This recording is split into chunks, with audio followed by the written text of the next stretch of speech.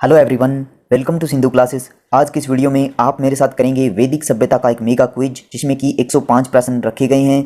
इसमें मैंने आपकी सुविधा के लिए वैदिक सभ्यता की पिछली 7 वीडियो के जो क्विज थे उनको जोड़कर एक वीडियो बना दिया है। तो मेरा अनुभव कहता है कि वैदिक सभ्यता में इससे बाहर प्रश्न नहीं पूछा जाएगा, चाहे आप जो मर्जी एग्जाम की तैयारी कर रहे हो। इसमें बहुत सारी एक्स्ट्रा फैक्ट मैं आपको बताऊंगा और चीज़ों को एक दूसरे से कनेक्ट करके बताऊंगा, जिससे कि आपकी बेसिक समझ जो है वो बढ़ेगी और आप पाएंगे कि बहुत सारी चीज़ें बिना याद किए ही आपके माइंड में सेट हो चुकी हैं। इसका फ़र्क आप वीडियो के एंड में महसूस भी करेंगे। तो चलिए ज़्यादा विलंब ना करते हुए इस मेगा क्विज को शुरू करते हैं। तो सबसे पहला प्रश्न है, वैदिक सभ्यता का समय काल क्या है? आप सोचिए, 2 सेकंड का आपके पास समय है, फिर मैं आंसर देता हूँ।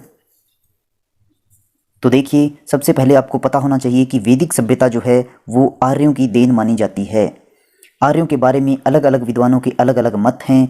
अलग अलग विद्वान आर्यों का मूल स्थान अलग अलग बताते हैं।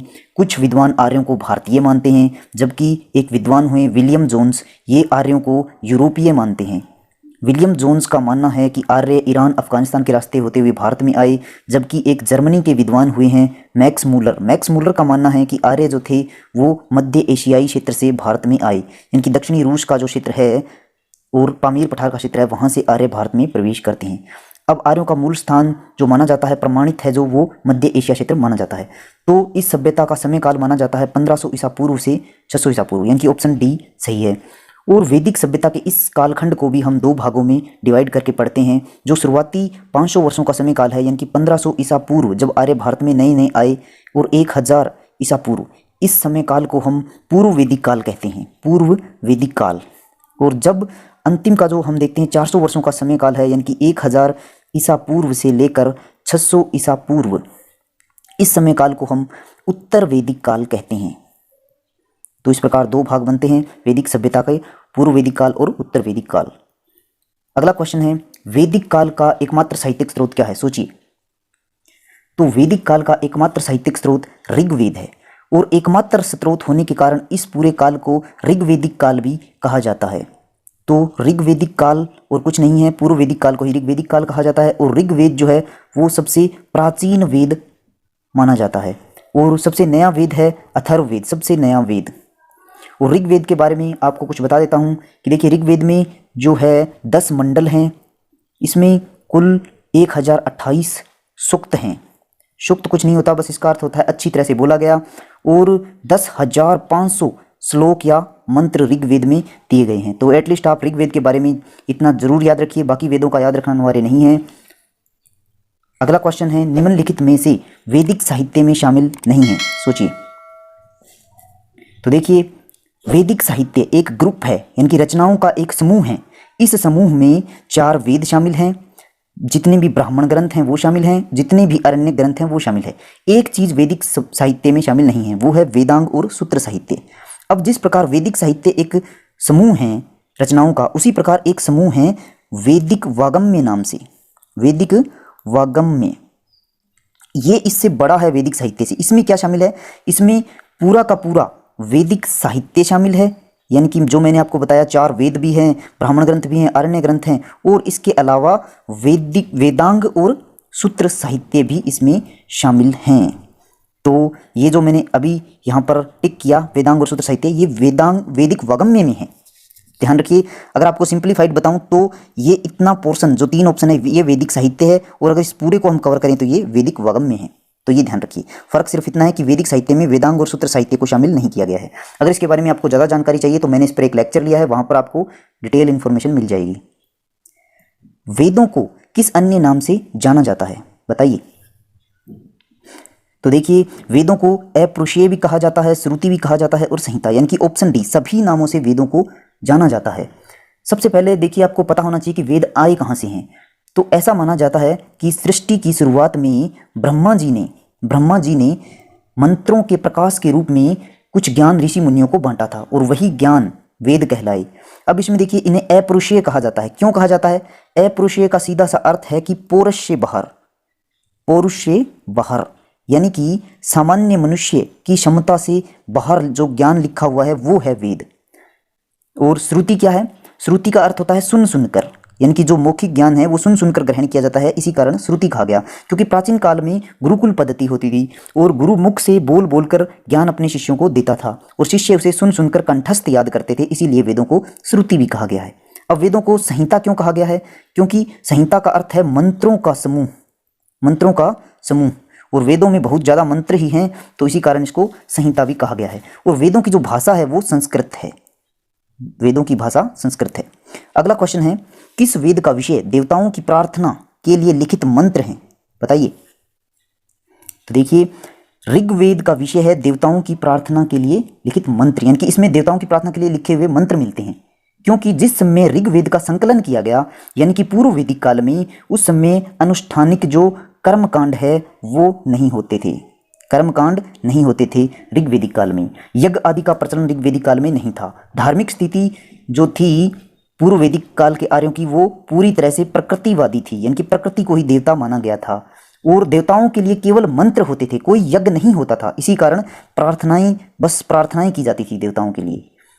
और ऋग्वेद का केवल उच्चारण किया जाता था, उच्चारण, एक व्यक्ति उच्चारण करता था और बाकी क्या करते थे? श्रवण करते थे। यानी कि जो ऋग्वेद है वो कभी पढ़ा नहीं जाता था, ऐसा नहीं है, क्योंकि ऋग्वेद लिखित रूप में बहुत बाद में आया। इसकी रचना के कई सदियों के बाद ऋग्वेद को लिखित रूप दिया गया, तो ये ध्यान रखिए। अगला क्वेश्चन है, ऋग्वेद के मंत्रों का पाठ करने वाला पुरोहित क्या कहलाता है? तो देखिए, ऋग्वेद का जो मंत्रों का पाठ करने वाला पुरोहित है वो होता कहलाता है, और कई बार इसे होत्र भी लिखा जाता है।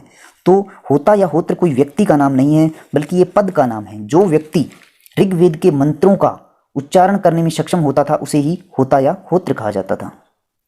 अगला क्वेश्चन है, निम्नलिखित में से ऋग्वेद का कौन सा मंडल वंश या हृदय मंडल में शामिल नहीं है?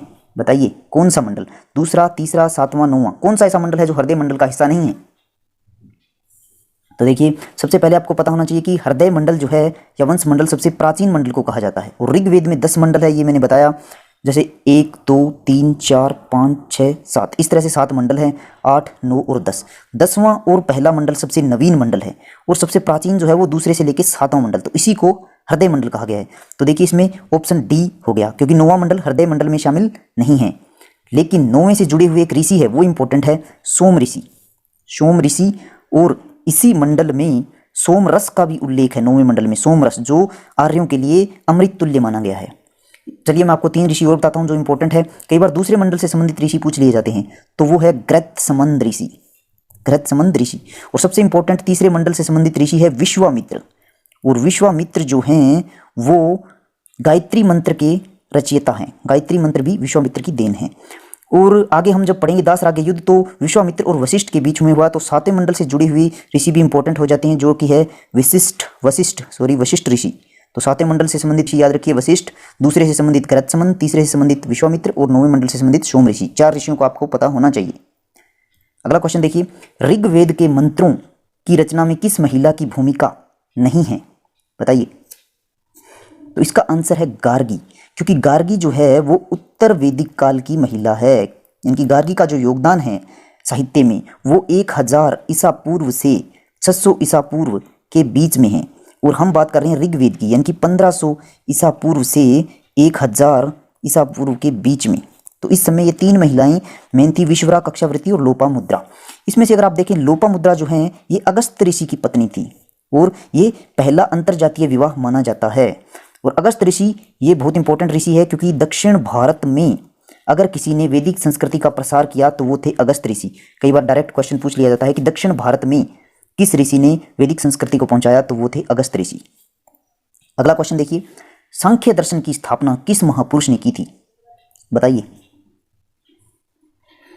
तो देखिए, सबसे पहले आपको पता होना चाहिए कि सांख्य कहते किसे हैं। सांख्य का अर्थ होता है गिनना, गिनना यानी कि सांख्यिकी, जो हम आंकड़ों से संबंधित शाखा देखते हैं सांख्यिकी, यानी कि स्टैटिस्टिक्स।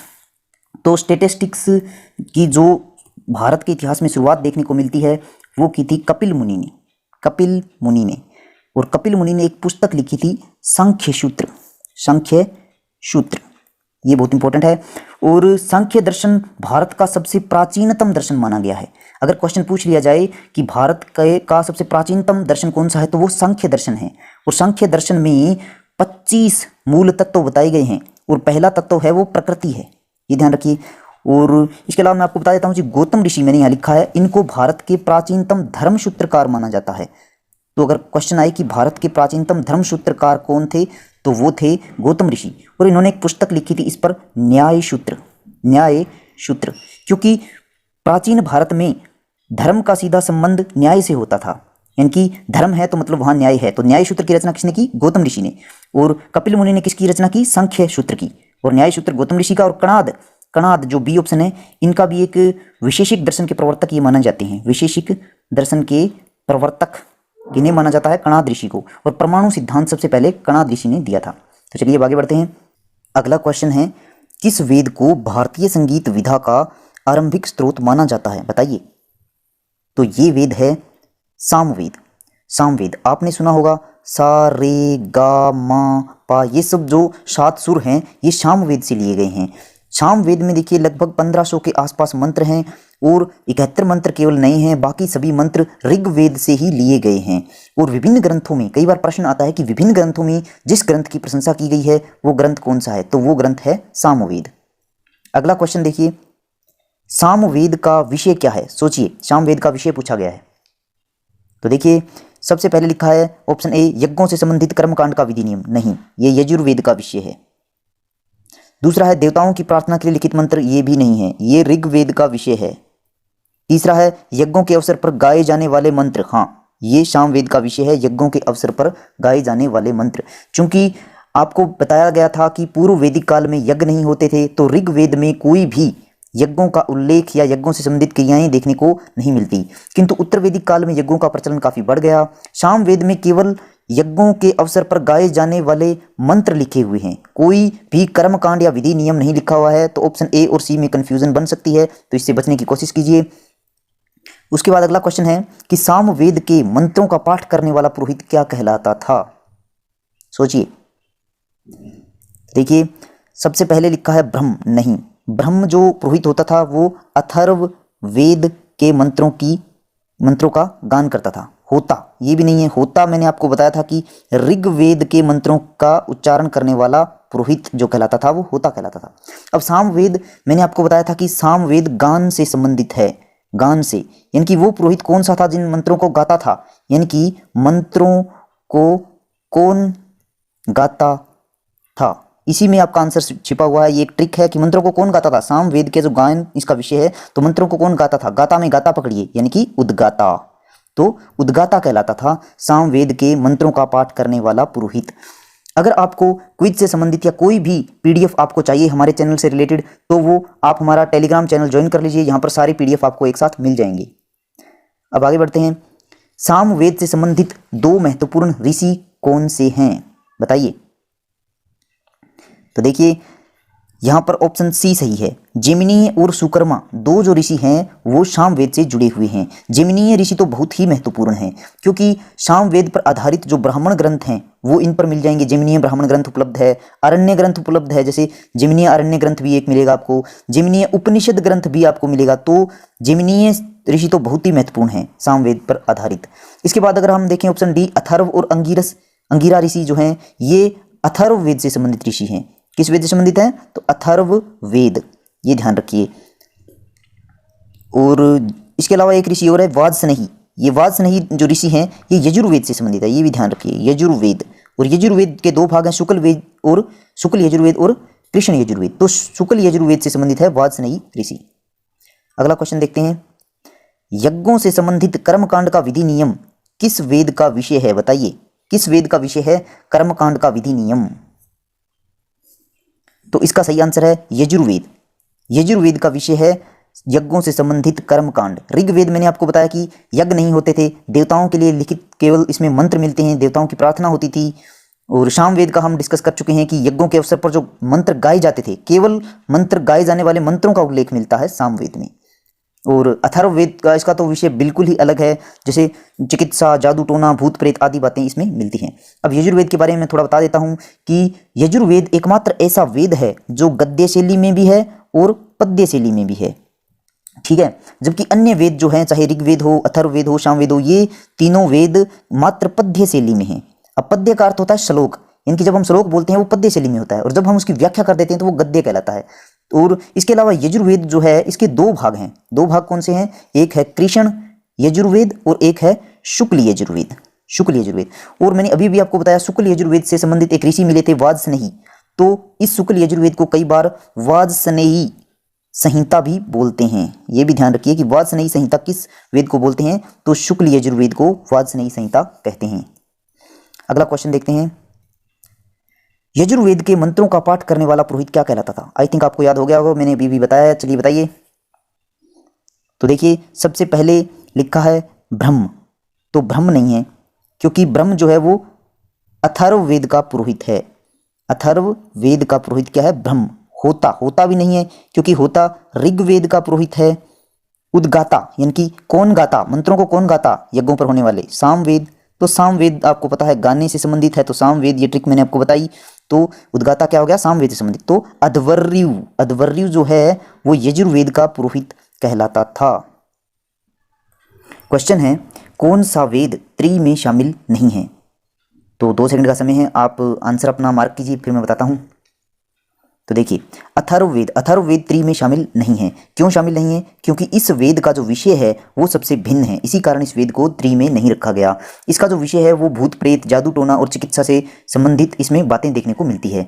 अथर्ववेद जो है वो सबसे नया वेद है, यानी कि नवीन वेद माना गया है, जबकि सबसे प्राचीन वेद ऋग्वेद को माना गया है, यानी कि ऋग्वेद सबसे पुराना है और अथर्ववेद सबसे नया है।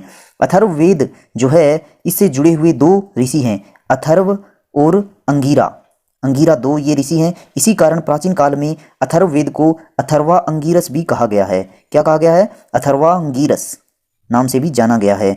और अथर्ववेद को अगर हम देखें तो ब्रह्मवेद भी कहा जाता है। ब्रह्मवेद कई बार पूछ लिया जाता है कि ब्रह्मवेद किस वेद को कहते हैं, तो अथर्ववेद को कहते हैं, ये आपको ध्यान रखना है। अगला क्वेश्चन देखिए कि निम्नलिखित में से कौन सा ब्राह्मण ग्रंथ ऋग्वेद से संबंधित है? 2 सेकंड का समय सोचिए। तो देखिए सबसे पहले आपको पता होना चाहिए कि जो ब्राह्मण ग्रंथ है वो क्यों लिखे गए थे। इसका सिंपल सा आंसर है कि वेद जो हैं वो संस्कृत भाषा में थे और जटिल पद्य शैली में लिखे गए थे, जो कि जनसाधारण के समझ में नहीं आते थे। इसीलिए आम लोगों को वेदों की बातें समझाने के लिए ब्राह्मण ग्रंथों की रचना की गई। साधारण सरल गद्य शैली में इनको लिखा गया ताकि आम जनसाधारण इसको समझ सके। तो यही ब्राह्मण ग्रंथ हैं। और हमारे क्वेश्चन के मुताबिक जो ऋग्वेद पर आधारित ब्राह्मण ग्रंथ है वो है ऐत्रेय ब्राह्मण ग्रंथ। जो अन्य 3 हैं वो मैं आपको बता देता हूँ। शतपथ ब्राह्मण ग्रंथ जो है वो शुक्ल यजुर्वेद पर आधारित है, शुक्ल यजुर्वेद। और इसी प्रकार तैत्रीय ब्राह्मण ग्रंथ है वो कृष्ण यजुर्वेद पर आधारित है, क्योंकि यजुर्वेद 2 भागों में लिखा गया था, शुक्ल यजुर्वेद और कृष्ण यजुर्वेद, 2 भाग मिलते हैं यजुर्वेद के। और जो बच गया जैमिनीय, मैंने आपको बताया था जैमिनीय ऋषि है सामवेद से संबंधित, कुछ याद आया? तो इसी आधार पर सामवेद पर आधारित है जैमिनीय ब्राह्मण ग्रंथ। और ऋग्वेद पर एक और इम्पोर्टेंट जो ब्राह्मण ग्रंथ है वो आपको बताता हूं मैं, उसका नाम है कौशितकी। हाँ, कौशितकी ब्राह्मण ग्रंथ जो है ये भी इंपॉर्टेंट है। कौशितकी और ऐत्रेय 2 ब्राह्मण ग्रंथ अक्सर पूछ लिए जाते हैं कि किस वेद पर आधारित है, तो ये ऋग्वेद पर आधारित है। अगला क्वेश्चन देखिए कि गोपथ ब्राह्मण ग्रंथ किस वेद से संबंधित है? बताइए। जैसे ऐत्रेय ब्राह्मण ग्रंथ जो था वो ऋग्वेद पर आधारित था, उसी प्रकार गोपथ ब्राह्मण ग्रंथ भी है, ये किस पर आधारित है बताइए। तो देखिए ये अथर्ववेद पर आधारित है। गोपथ ब्राह्मण ग्रंथ जो है वो अथर्ववेद पर आधारित है। और मैंने आपको बताया कि सबसे नवीन वेद है अथर्ववेद, और अथर्ववेद में सबसे पहले हमें मगध और अंग क्षेत्र का जिक्र मिलता है। कई बार पूछ लिया जाता है कि अंग और मगध क्षेत्र का उल्लेख कहाँ मिलता है, तो अथर्ववेद में। इसको ब्रह्मवेद भी कहते हैं, अथर्वा अंगिरस वेद भी कहते हैं, ये हम जिक्र कर चुके हैं। तो चलिए आगे बढ़ते हैं। वनों में पढ़े जाने हेतु कौन से ग्रंथों की रचना की गई बताइए। तो देखिए वनों में पढ़े जाने के लिए अरण्य ग्रंथों की रचना की गई। अरण्य शब्द का अर्थ ही होता है वन, वन को अरण्य भी कहते हैं, तो अरण्य ग्रंथ की रचना की गई। और जैसे कि हमने देखा ब्राह्मण ग्रंथ थे सरल गद्य शैली में वेदों को समझने के लिए, उसी प्रकार अरण्य ग्रंथ भी लिखे गए जो वनों में रहने के लिए लिखे गए। तो जिस नाम से ब्राह्मण ग्रंथ मिलते हैं उसी नाम से अरण्य ग्रंथ भी मिलते हैं। जैसे कि हम बात करें ऋग्वेद पर तो ऐत्रेय आपको मिलेगा ब्राह्मण ग्रंथ, उसी प्रकार अरण्य ग्रंथ भी मिलेगा ऐत्रेय अरण्य ग्रंथ। और इसी प्रकार अगर देखें कौशितकी ब्राह्मण ग्रंथ, तो इसी प्रकार कौशितकी अरण्य ग्रंथ भी मिलेगा। मतलब सेम नाम से ब्राह्मण ग्रंथ है और सेम नाम से ही अरण्य ग्रंथ है, बस एक अपवाद है, उसका मैं आगे आपको बताऊंगा। आगे देखिए निम्नलिखित में से सामवेद पर आधारित ब्राह्मण ग्रंथ कौन सा है बताइए। तो देखिए हम जिक्र कर चुके हैं कौशितकी, ये नहीं हो सकता क्योंकि ये ऋग्वेद पर आधारित है। ऋग्वेद पर कौशिकी और ऐत्रेय ब्राह्मण ग्रंथ लिखे गए थे। तो आपका आंसर है बी, पंचविश। पंचविश जो है वो सामवेद पर आधारित है, पंचविश। और पंचविश को एक अन्य नाम से भी जाना जाता है, ये भी इंपॉर्टेंट है, तांडेय महाब्राह्मण ग्रंथ इसे कहा जाता है। तो तांडेय महाब्राह्मण ग्रंथ किस ब्राह्मण ग्रंथ को कहा जाता है? पंचविश ब्राह्मण ग्रंथ को। और तैत्रीय ब्राह्मण ग्रंथ ये किससे संबंधित है? ये यजुर्वेद से संबंधित है और कृष्ण यजुर्वेद से संबंधित है, ये याद रखिए। और शतपथ ब्राह्मण ग्रंथ ये सबसे बड़ा ब्राह्मण ग्रंथ है, सबसे बड़ा ब्राह्मण ग्रंथ कौन सा है? शतपथ ब्राह्मण ग्रंथ है और ये शुक्ल यजुर्वेद पर आधारित है, शुक्ल यजुर्वेद पर आधारित है शतपथ ब्राह्मण ग्रंथ, ये ध्यान रखना है आपको। और एक बात और ध्यान रखिए, सामवेद पर मैंने आपको बताया पंचविश है और सामवेद पर एक इंपॉर्टेंट मैंने आपको बताया था जेमिनीय है, जेमिनीय अरण्य ग्रंथ या जेमिनीय ब्राह्मण ग्रंथ भी सामवेद पर आधारित है। तो जेमिनीय सामवेद पर आधारित है, पंचविश भी सामवेद पर आधारित है, इसके अलावा षड्विश, षड्विश भी किस पर आधारित है? सामवेद पर। तो तीन ब्राह्मण ग्रंथ आपको याद रखने हैं सामवेद पर, पंचविश, जेमिनीय ब्राह्मण ग्रंथ, षड्विश ब्राह्मण ग्रंथ, तो ये तीन याद रखिए। उसके बाद है अथर्ववेद पर आधारित अरण्य ग्रंथ कौन सा है? बताइए। देखिए इसका आंसर है डी, कोई भी नहीं, क्योंकि मैंने आपको बताया था कि वेदों पर जो ब्राह्मण ग्रंथ लिखे गए हैं उसी नाम पर अरण्य ग्रंथ भी लिखे गए हैं, ये बात मैंने आपको बोली। जैसे ऐत्रेय ब्राह्मण ग्रंथ और ऐत्रेय अरण्य ग्रंथ है ऋग्वेद पर, उसी प्रकार सामवेद पर देखें तो पंचविश ब्राह्मण ग्रंथ भी है और पंचविश अरण्य ग्रंथ भी है। लेकिन अगर देखें अथर्ववेद पर, अथर्ववेद पर आपने देखा था ब्राह्मण ग्रंथ मिला था अथर्ववेद पर, उसका नाम था गोपथ, गोपथ ब्राह्मण ग्रंथ। अब आप कंफ्यूज मत होना, गोपथ अरण्य ग्रंथ नहीं है, ये एकमात्र ऐसा वेद है जिस पर कोई भी अरण्य ग्रंथ नहीं है। क्वेश्चन बनता है इस पर कि कौन सा वेद है जिस पर कोई अरण्य ग्रंथ नहीं लिखा गया, तो वो है अथर्ववेद। इस बात का आपको विशेष ध्यान रखना है। आगे देखिए, अब मैं आपको थोड़ा समझा देता हूं। यहां पर देखिए, ऋग्वेद पर आपको दो ब्राह्मण ग्रंथ मिलेंगे, ऐत्रेय और कौशिकी, और इसी नाम से आपको अरण्य ग्रंथ भी मिलेंगे, ऐत्रेय अरण्य ग्रंथ और कौशिकी अरण्य ग्रंथ। इसी प्रकार सामवेद पर देखिए, पंचविश ब्राह्मण ग्रंथ भी है, अरण्य ग्रंथ भी है, षड्विश ब्राह्मण ग्रंथ भी है, अरण्य ग्रंथ भी है, जेमिनीय भी है, इसी प्रकार है। तो ये सेम टू सेम ऐसे ही है। और आप ऑप्शन यहाँ पर 4 नंबर पर देखिए, अथर्ववेद पर गोपथ ब्राह्मण ग्रंथ है, बिल्कुल सही बात है, लेकिन गोपथ कोई भी अरण्य ग्रंथ नहीं है, ये ध्यान रखिए। अक्सर यही गलती करते हैं कि गोपथ को अरण्य ग्रंथ समझ लेते हैं, तो ये ध्यान रखिए कि अथर्ववेद पर कोई भी अरण्य ग्रंथ नहीं लिखा गया है। अब बढ़ते हैं अगले क्वेश्चन पर। क्वेश्चन है कि कौन से ग्रंथ ब्रह्म विद्या या अध्यात्म विद्या कहलाते हैं? बताइए। तो ये है उपनिषद। उपनिषदों को ब्रह्म विद्या अध्यात्म विद्या कहा जाता है। उपनिषद में 2 शब्द है, उप प्लस निषद, यानी कि उप का अर्थ होता है निकट बैठना और निषद का अर्थ होता है ज्ञान, यानी कि गुरु के नजदीक बैठकर ज्ञान ग्रहण करना। उपनिषदों को वेदांत भी कहते हैं। वेदांत, वेदांत क्यों? अगर इसका संधि विच्छेद करें तो वेद प्लस अंत, यानी कि वेदों का अंत। और मैंने आपको बताया था कि जो वैदिक साहित्य है उसका अंतिम भाग है उपनिषद। कुछ याद आया? मैंने बताया था कि वैदिक साहित्य एक समूह है रचनाओं का, जिसमें 4 वेद शामिल है और जितने भी ब्राह्मण ग्रंथ हैं वो शामिल है, जितने भी अरण्य ग्रंथ हैं वो शामिल है, और जितने उपनिषद हैं वो भी वैदिक साहित्य में शामिल है। तो ये देखिए, उपनिषद आखिर का भाग है, इसी कारण इसको वेदांत कहा जाता है, ये ध्यान रखिए। और वैदिक वाग्मय में मैंने आपको बताया था कि एक्स्ट्रा एक पॉइंट है, एक एक्स्ट्रा रचना है वेदांग और सूत्र साहित्य, जो कि वैदिक साहित्य में शामिल नहीं है। तो आप बस इतना ये ध्यान रखिए क्वेश्चन के अकॉर्डिंग कि उपनिषद जो है उसे वेदांत कहते हैं और ये वैदिक साहित्य का अंतिम भाग है। कई बार पूछ लिया जाता है कि वैदिक साहित्य का अंतिम भाग क्या है, तो वो उपनिषद है। ज़्यादा जानकारी के लिए आप मेरा वीडियो देख सकते हैं इस टॉपिक पर, वैदिक सभ्यता पर बनाया एक लेक्चर है मैंने। अब देखिए, उपनिषद ग्रंथों का विषय क्या है? सोचिए, उपनिषद ग्रंथों का विषय क्या है?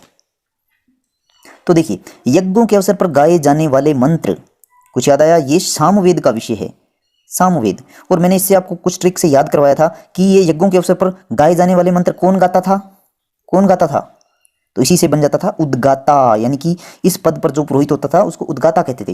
देवताओं की प्रार्थना के लिए लिखित मंत्र, ये भी आंसर नहीं है, क्योंकि ये विषय है ऋग्वेद का, ऋग्वेद का विषय है जिसका पुरोहित होता कहलाता था। और यज्ञों के संबंधित कर्म कांड का विधि नियम, ये भी नहीं है, क्योंकि ये यजुर्वेद का विषय है। क्या है? यजुर्वेद का विषय है। और इसका पुरोहित क्या था? अध्वर्यु, अध्वर्यु कहलाता था। तो ऑप्शन डी है, आत्मा परमात्मा जगत और प्रकृति से संबंधित दार्शनिक बातें देखने को मिलती है, यानी कि इसके बारे में तर्क वितर्क से संबंधित जो बातें होती है उन्हीं को कहते हैं दार्शनिक बातें। अगला क्वेश्चन देखिए, किन ग्रंथों का मूल सिद्धांत ब्रह्म है जिसे अद्वैतवाद कहा जाता है? अब आप अद्वैतवाद को समझिए। अद्वैतवाद का अर्थ है कि द्वैतवाद, यानी कि दो नहीं है, यानी कि आत्मा और परमात्मा दो नहीं है बल्कि एक ही है। तो इसी को अद्वैतवाद कहा जाता है। तो बताइए कि किन ग्रंथों का मूल सिद्धांत ब्रह्म है, जिसे अद्वैतवाद भी कहा जाता है। तो इसका आंसर है ऑप्शन डी, उपनिषदों को ही, उपनिषद जो है इनका सिद्धांत ब्रह्म है और इसे अद्वैतवाद भी कहा जाता है। अब अद्वैतवाद अगर आप देखें तो अद्वैतवाद के सबसे बड़े प्रणेता पूछ लिया जाता है कि अद्वैतवाद के सबसे बड़े प्रणेता कौन है। तो 9वीं शताब्दी के एक व्यक्ति हुए हैं आचार्य शंकराचार्य। तो शंकराचार्य जी जो थे वो सबसे बड़े प्रणेता माने जाते हैं अद्वैतवाद के, और इन्होंने 12 वेदों पर अपना रिसर्च लिखा था, यानी कि टीका लिखा था। और इसके अलावा अद्वैतवाद के एक दूसरे दार्शनिक भी माने जाते हैं जो दक्षिण भारत से थे, रामानुजन। तो जो रामानुजन थे वो भी क्या थे, अद्वैतवाद के सबसे बड़े प्रणेता माने जाते हैं, दूसरे नंबर पर आचार्य शंकराचार्य जी के बाद में, ये ध्यान रखिए। इसके बाद है ब्रह्म का विश्लेषण सबसे पहले किस विद्वान ने किया। तो देखिए इसका आंसर है बादरायण। बादरायण ने एक पुस्तक लिखी थी ब्रह्म सूत्र। तो ब्रह्म सूत्र में इन्होंने सबसे पहले ब्रह्म का विश्लेषण किया था, इनकी ब्रह्म को एक्सप्लेन किया था। और जो बादरायण हैं इनको उत्तर मीमांसा का प्रवर्तक कहा जाता है।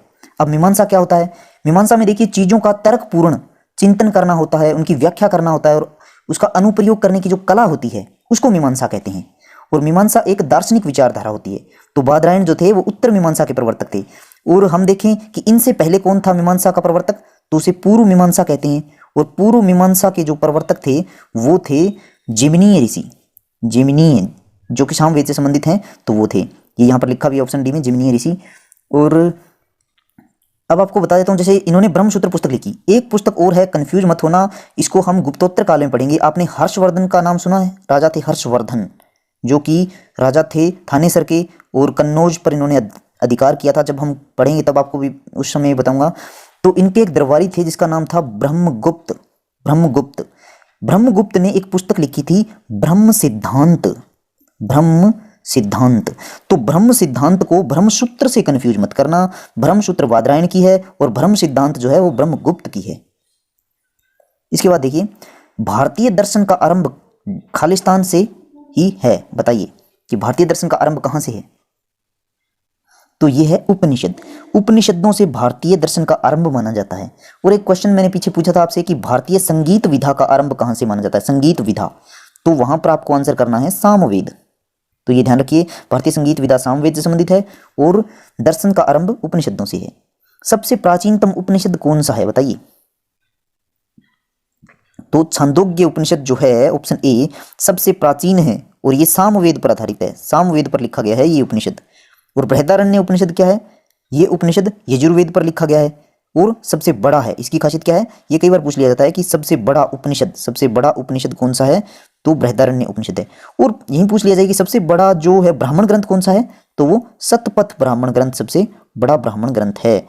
और मुंडकोपनिषद आप जानते हैं, ये मुंडकोपनिषद जो है ये अथर्ववेद पर लिखा गया है।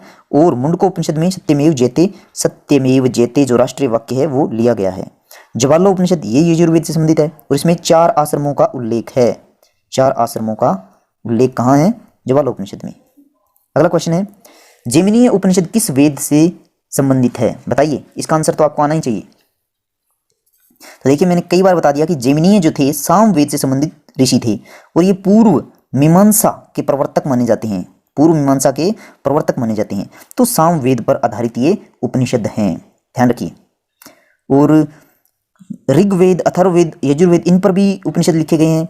ऋग्वेद पर तो वही है ऐत्रेय और कौशितकी। और अथर्ववेद पर मुंडकोपनिषद अभी हम जिक्र करके आए हैं, मुंडकोपनिषद। और यजुर्वेद पर अगर हम देखें तो जो प्रसिद्ध उपनिषद है जैसे बृहदारण्य, सबसे बड़ा उपनिषद बृहदारण्य हो गया, कठो उपनिषद हो गया और जबालो उपनिषद हो गया, तो ये सब यजुर्वेद पर आधारित है। यहाँ पर देखिए आप, यहाँ पर मैंने उपनिषदों और ब्राह्मण ग्रंथ, अरण्य ग्रंथ की कंफ्यूजन दूर की है। यहाँ देखिए वेद, इस तरफ वेद लिखे गए हैं और इस तरफ अरण्य ग्रंथ और ब्राह्मण ग्रंथ लिखे गए हैं। तो ये मैंने आपको बता दिया कि सेम नाम से है, बस डिफरेंस ये है कि अथर्ववेद पर कोई भी अरण्य ग्रंथ नहीं है।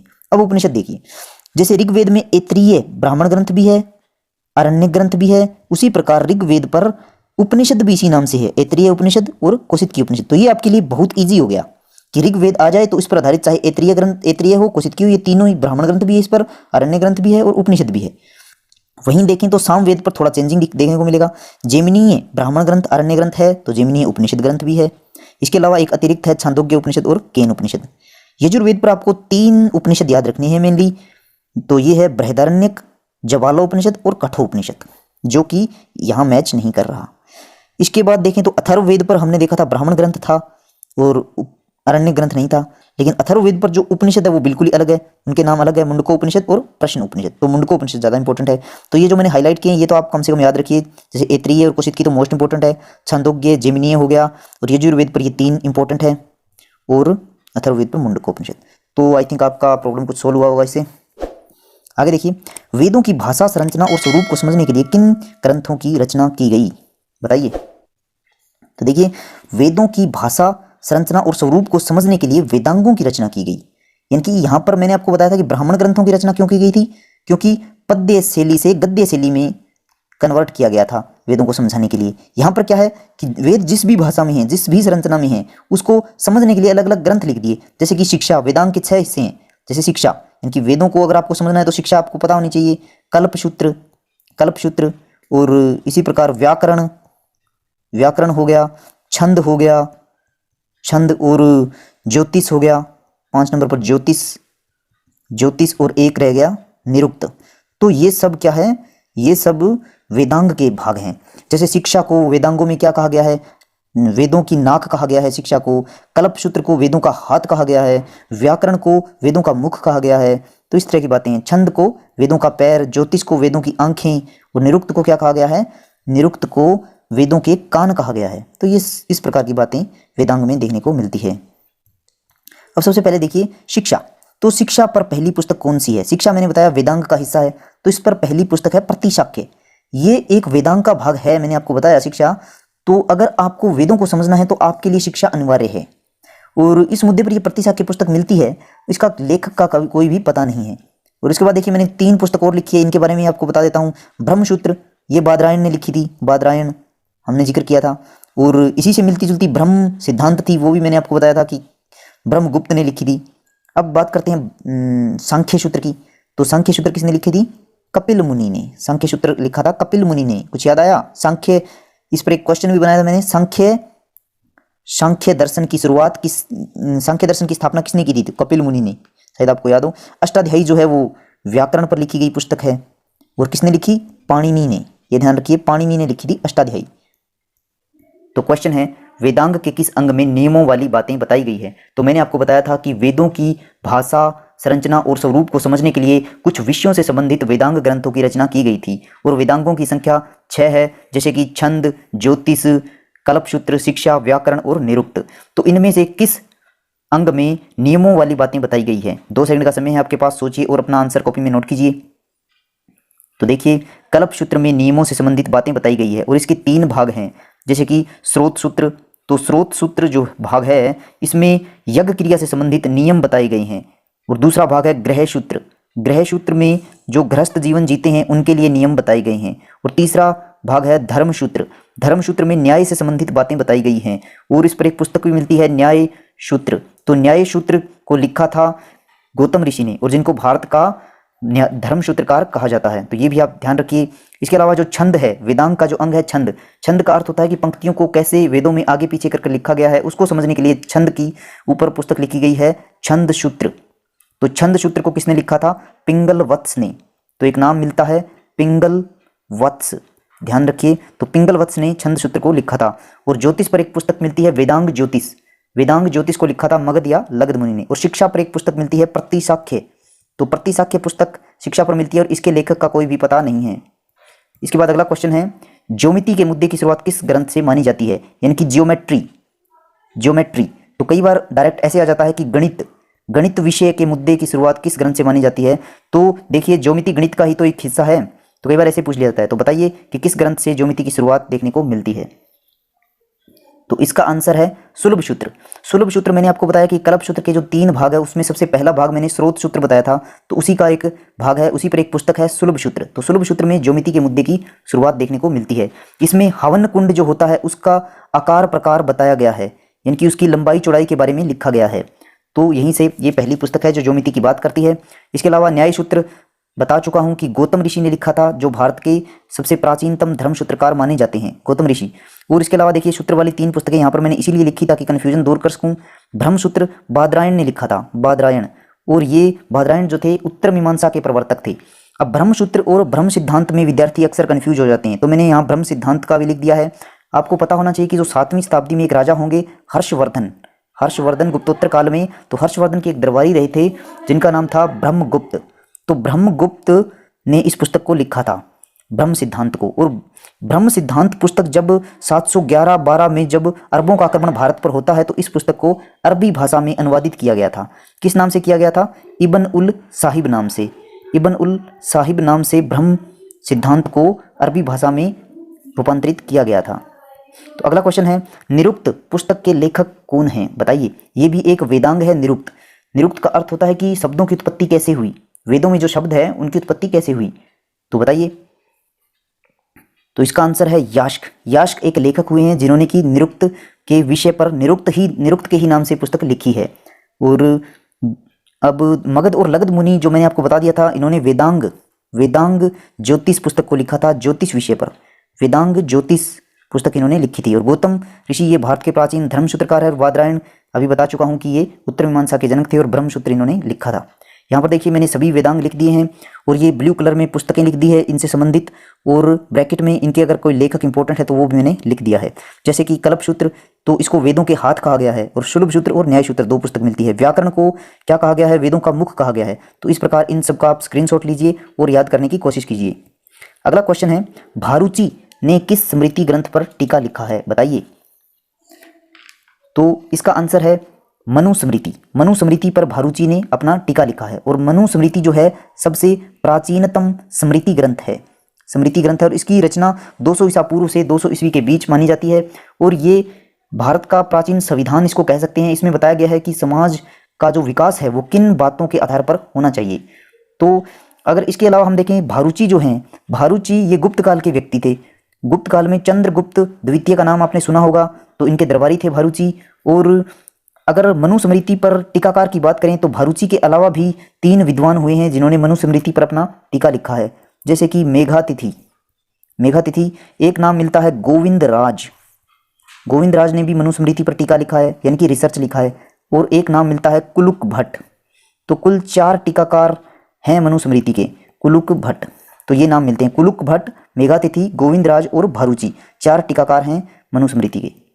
अगला क्वेश्चन है कि विज्ञानेश्वर ने किस स्मृति ग्रंथ पर टीका लिखा है या रिसर्च लिखा है? बताइए।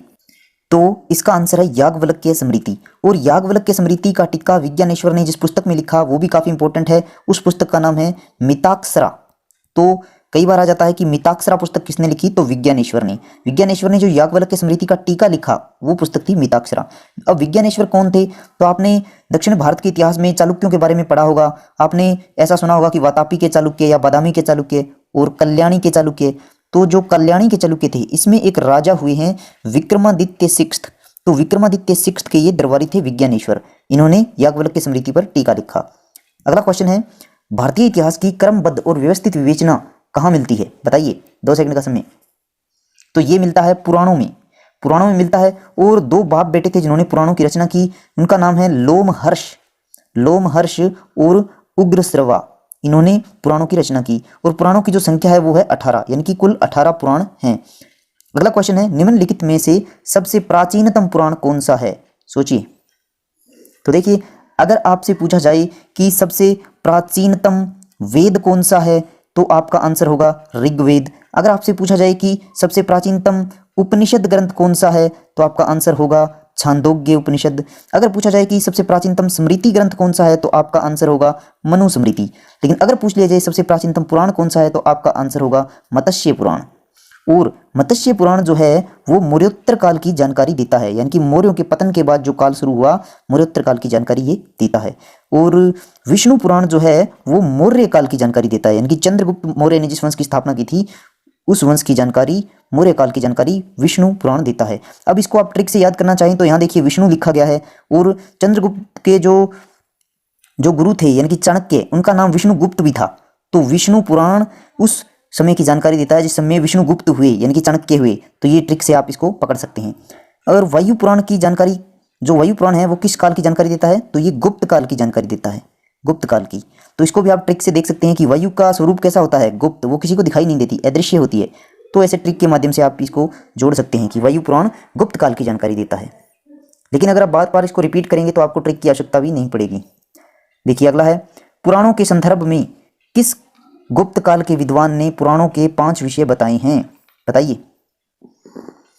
तो देखिए अमर सिंह वो विद्वान हुए हैं जिन्होंने की पुराणों के 5 विषय बताए हैं। हालांकि ये विषय इतने इंपॉर्टेंट नहीं है, पर फिर भी मैं आपको अगर कोई जानना चाहे तो बता देता हूँ। ये विषय है सर्ग। सर्ग का अर्थ है कि पृथ्वी की उत्पत्ति कैसे हुई। फिर है प्रतिसर्ग यानी कि पृथ्वी की पुनः उत्पत्ति कैसे हुई। फिर है मनवंतर, मनवंतर में 4 युगों के बारे में बताया गया है और मनु के जीवन काल के बारे में बताया गया है। फिर आता है वंश, वंश में ऋषि और देवताओं की वंशावली बताई गई है। उसके बाद अंतिम है वंशानुचरित। वंशानुचरित में जो राजाओं की राजवंशीय इतिहास है उसके बारे में बताया गया। तो ये 5 विषय अमर सिंह ने पुराणों के बताए थे। और हम देखें तो भारूची, अमर सिंह और कालिदास ये तीनों व्यक्ति समकालीन थे और ये सभी चंद्रगुप्त द्वितीय, आपने सुना होगा चंद्रगुप्त द्वितीय के बारे में, जिनको विक्रमादित्य भी कहा जाता है। तो इनके दरबारी थे। आपने समुद्रगुप्त का नाम सुना होगा, तो समुद्रगुप्त के बेटे थे चंद्रगुप्त द्वितीय, तो इनके दरबारी थे। भारूची ने मनुस्मृति पर टीका लिखा, अमर सिंह ने 5 विषय बताए। और कालिदास भी काफ़ी इंपॉर्टेंट है, इनकी कई पुस्तकें हैं जैसे मेघदूतम, अभिज्ञान शाकुंतलम, मालविकाग्निमित्रम। चलो इसके बारे में हम आगे कभी डिस्कस करेंगे। तो यहाँ पर आंसर है अमर सिंह। और विज्ञानेश्वर आपको बता ही चुका हूँ, कल्याणी के राजा विक्रमादित्य 6 के दरबारी थे। अगला क्वेश्चन है, बोग्जकोई अभिलेख में 4 वैदिक देवताओं के नाम मिलते हैं। यह अभिलेख किस स्थान से प्राप्त हुआ है, बताइए। तो देखिए यह अभिलेख सीरिया से प्राप्त हुआ है। कई बार सीरिया ना देकर ऐसा दिया जाता है कि एशिया माइनर क्षेत्र, तो आपको एशिया माइनर क्षेत्र को टिक करना है, क्योंकि जो एशिया माइनर का क्षेत्र है ये सीरिया और इराक में फैला हुआ है। तो जो ये बोग्जकोई अभिलेख है ये 1400 ईसा पूर्व का माना जाता है और इसकी खोज 1907 में हुई थी। और इसकी खोज किसने की थी उसका एक आपको ट्रिक बताता हूँ कि बोग्जकोई अभिलेख की खोज करने कौन गया, कौन गया, अपने आप से पूछिए कि कौन गया बोग्जकोई अभिलेख की खोज के लिए। हु गो, इंग्लिश में यही कहेंगे हु गो, तो इसी से बन गया हयुगो। तो हयुगो नाम के व्यक्ति ने इस अभिलेख की खोज की थी। और इस पे जो 4 देवता मिलते हैं उनके नाम भी आपको बता देता हूँ। इंद्र देवता का नाम मिलता है, वरुण देवता का नाम मिलता है, मित्र का नाम मिलता है और नास्तेय, नास्तेय का नाम यहाँ मिलता है। और बोग्जकोई अभिलेख जो है इसकी भाषा जो अगर पूछ ली जाए तो वो है इंडो ईरानी भाषा का प्रयोग इस अभिलेख में हुआ है। तो अगला क्वेश्चन देखते हैं कि यूरोप को आर्यों का मूल स्थान किस विद्वान ने बताया है, सोचिए। तो ये बताया है विलियम जोन्स ने। विलियम जोन्स का अनुमान है कि आर्य मूलतः यूरोपीय थे और ये ईरान अफगानिस्तान के रास्ते होते हुए भारत में प्रवेश करते हैं। विलियम जोन्स वही व्यक्ति हैं जिन्होंने कि 1784 में एशियाटिक सोसाइटी की स्थापना की थी।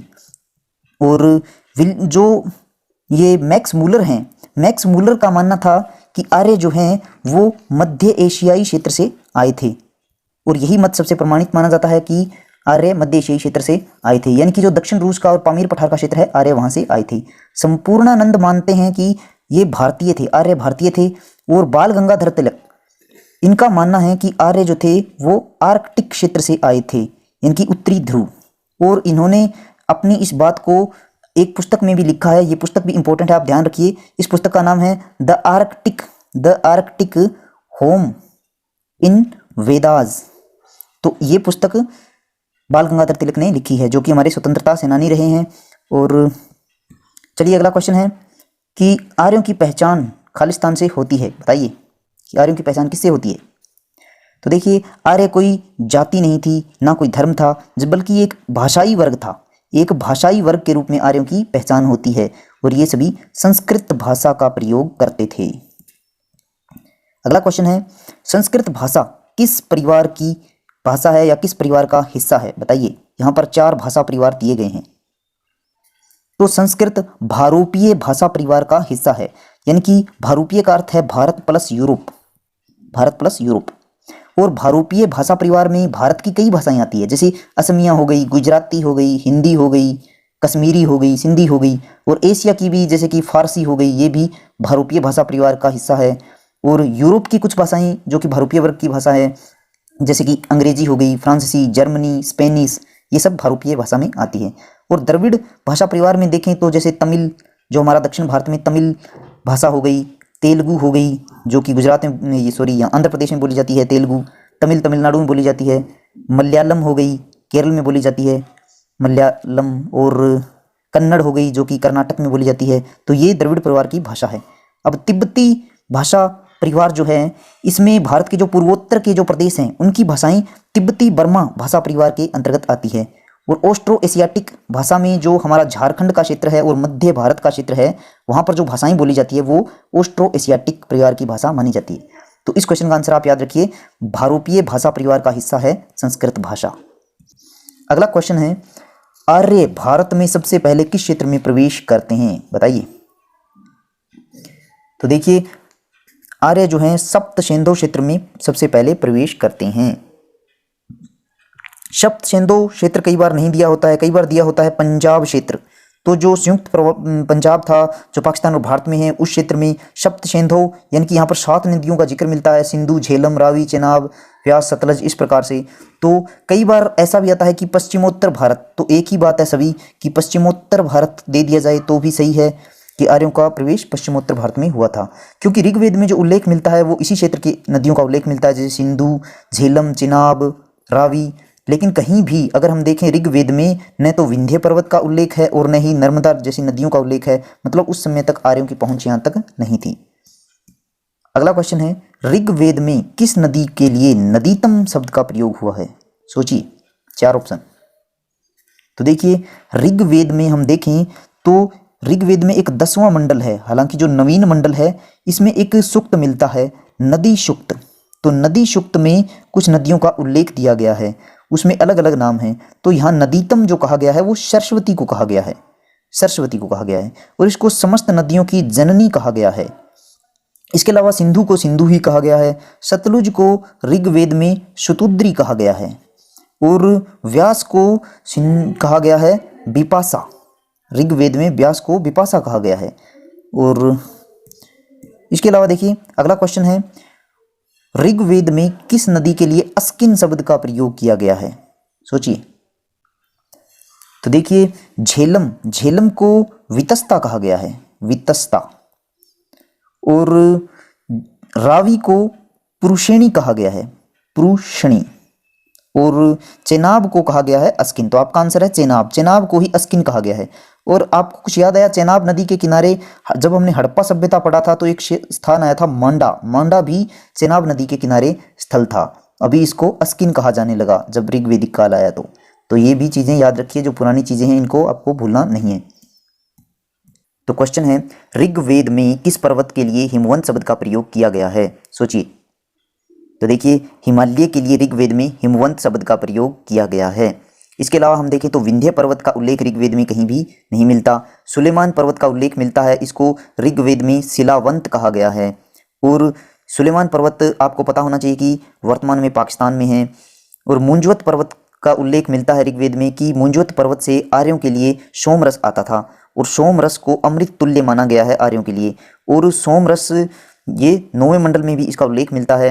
और 9वें मंडल से संबंधित एक ऋषि मैंने आपको बताया था, वो है सोम ऋषि। तो ये भी ध्यान रखिए कि 9वें मंडल से संबंधित जो ऋषि है वो है सोम ऋषि। अगला क्वेश्चन है, अर्धयायावर शब्द का प्रयोग किसके लिए हुआ है, सोचिए। तो देखिए, अर्धयायावर शब्द का प्रयोग हुआ है ऋग्वेदिक आर्यों के लिए। आर्यों का जो जीवन था वो कबीलाई प्रकार का था, यानी कि घुमक्कड़ प्रकार का था, चरवाहा प्रकार का जीवन था।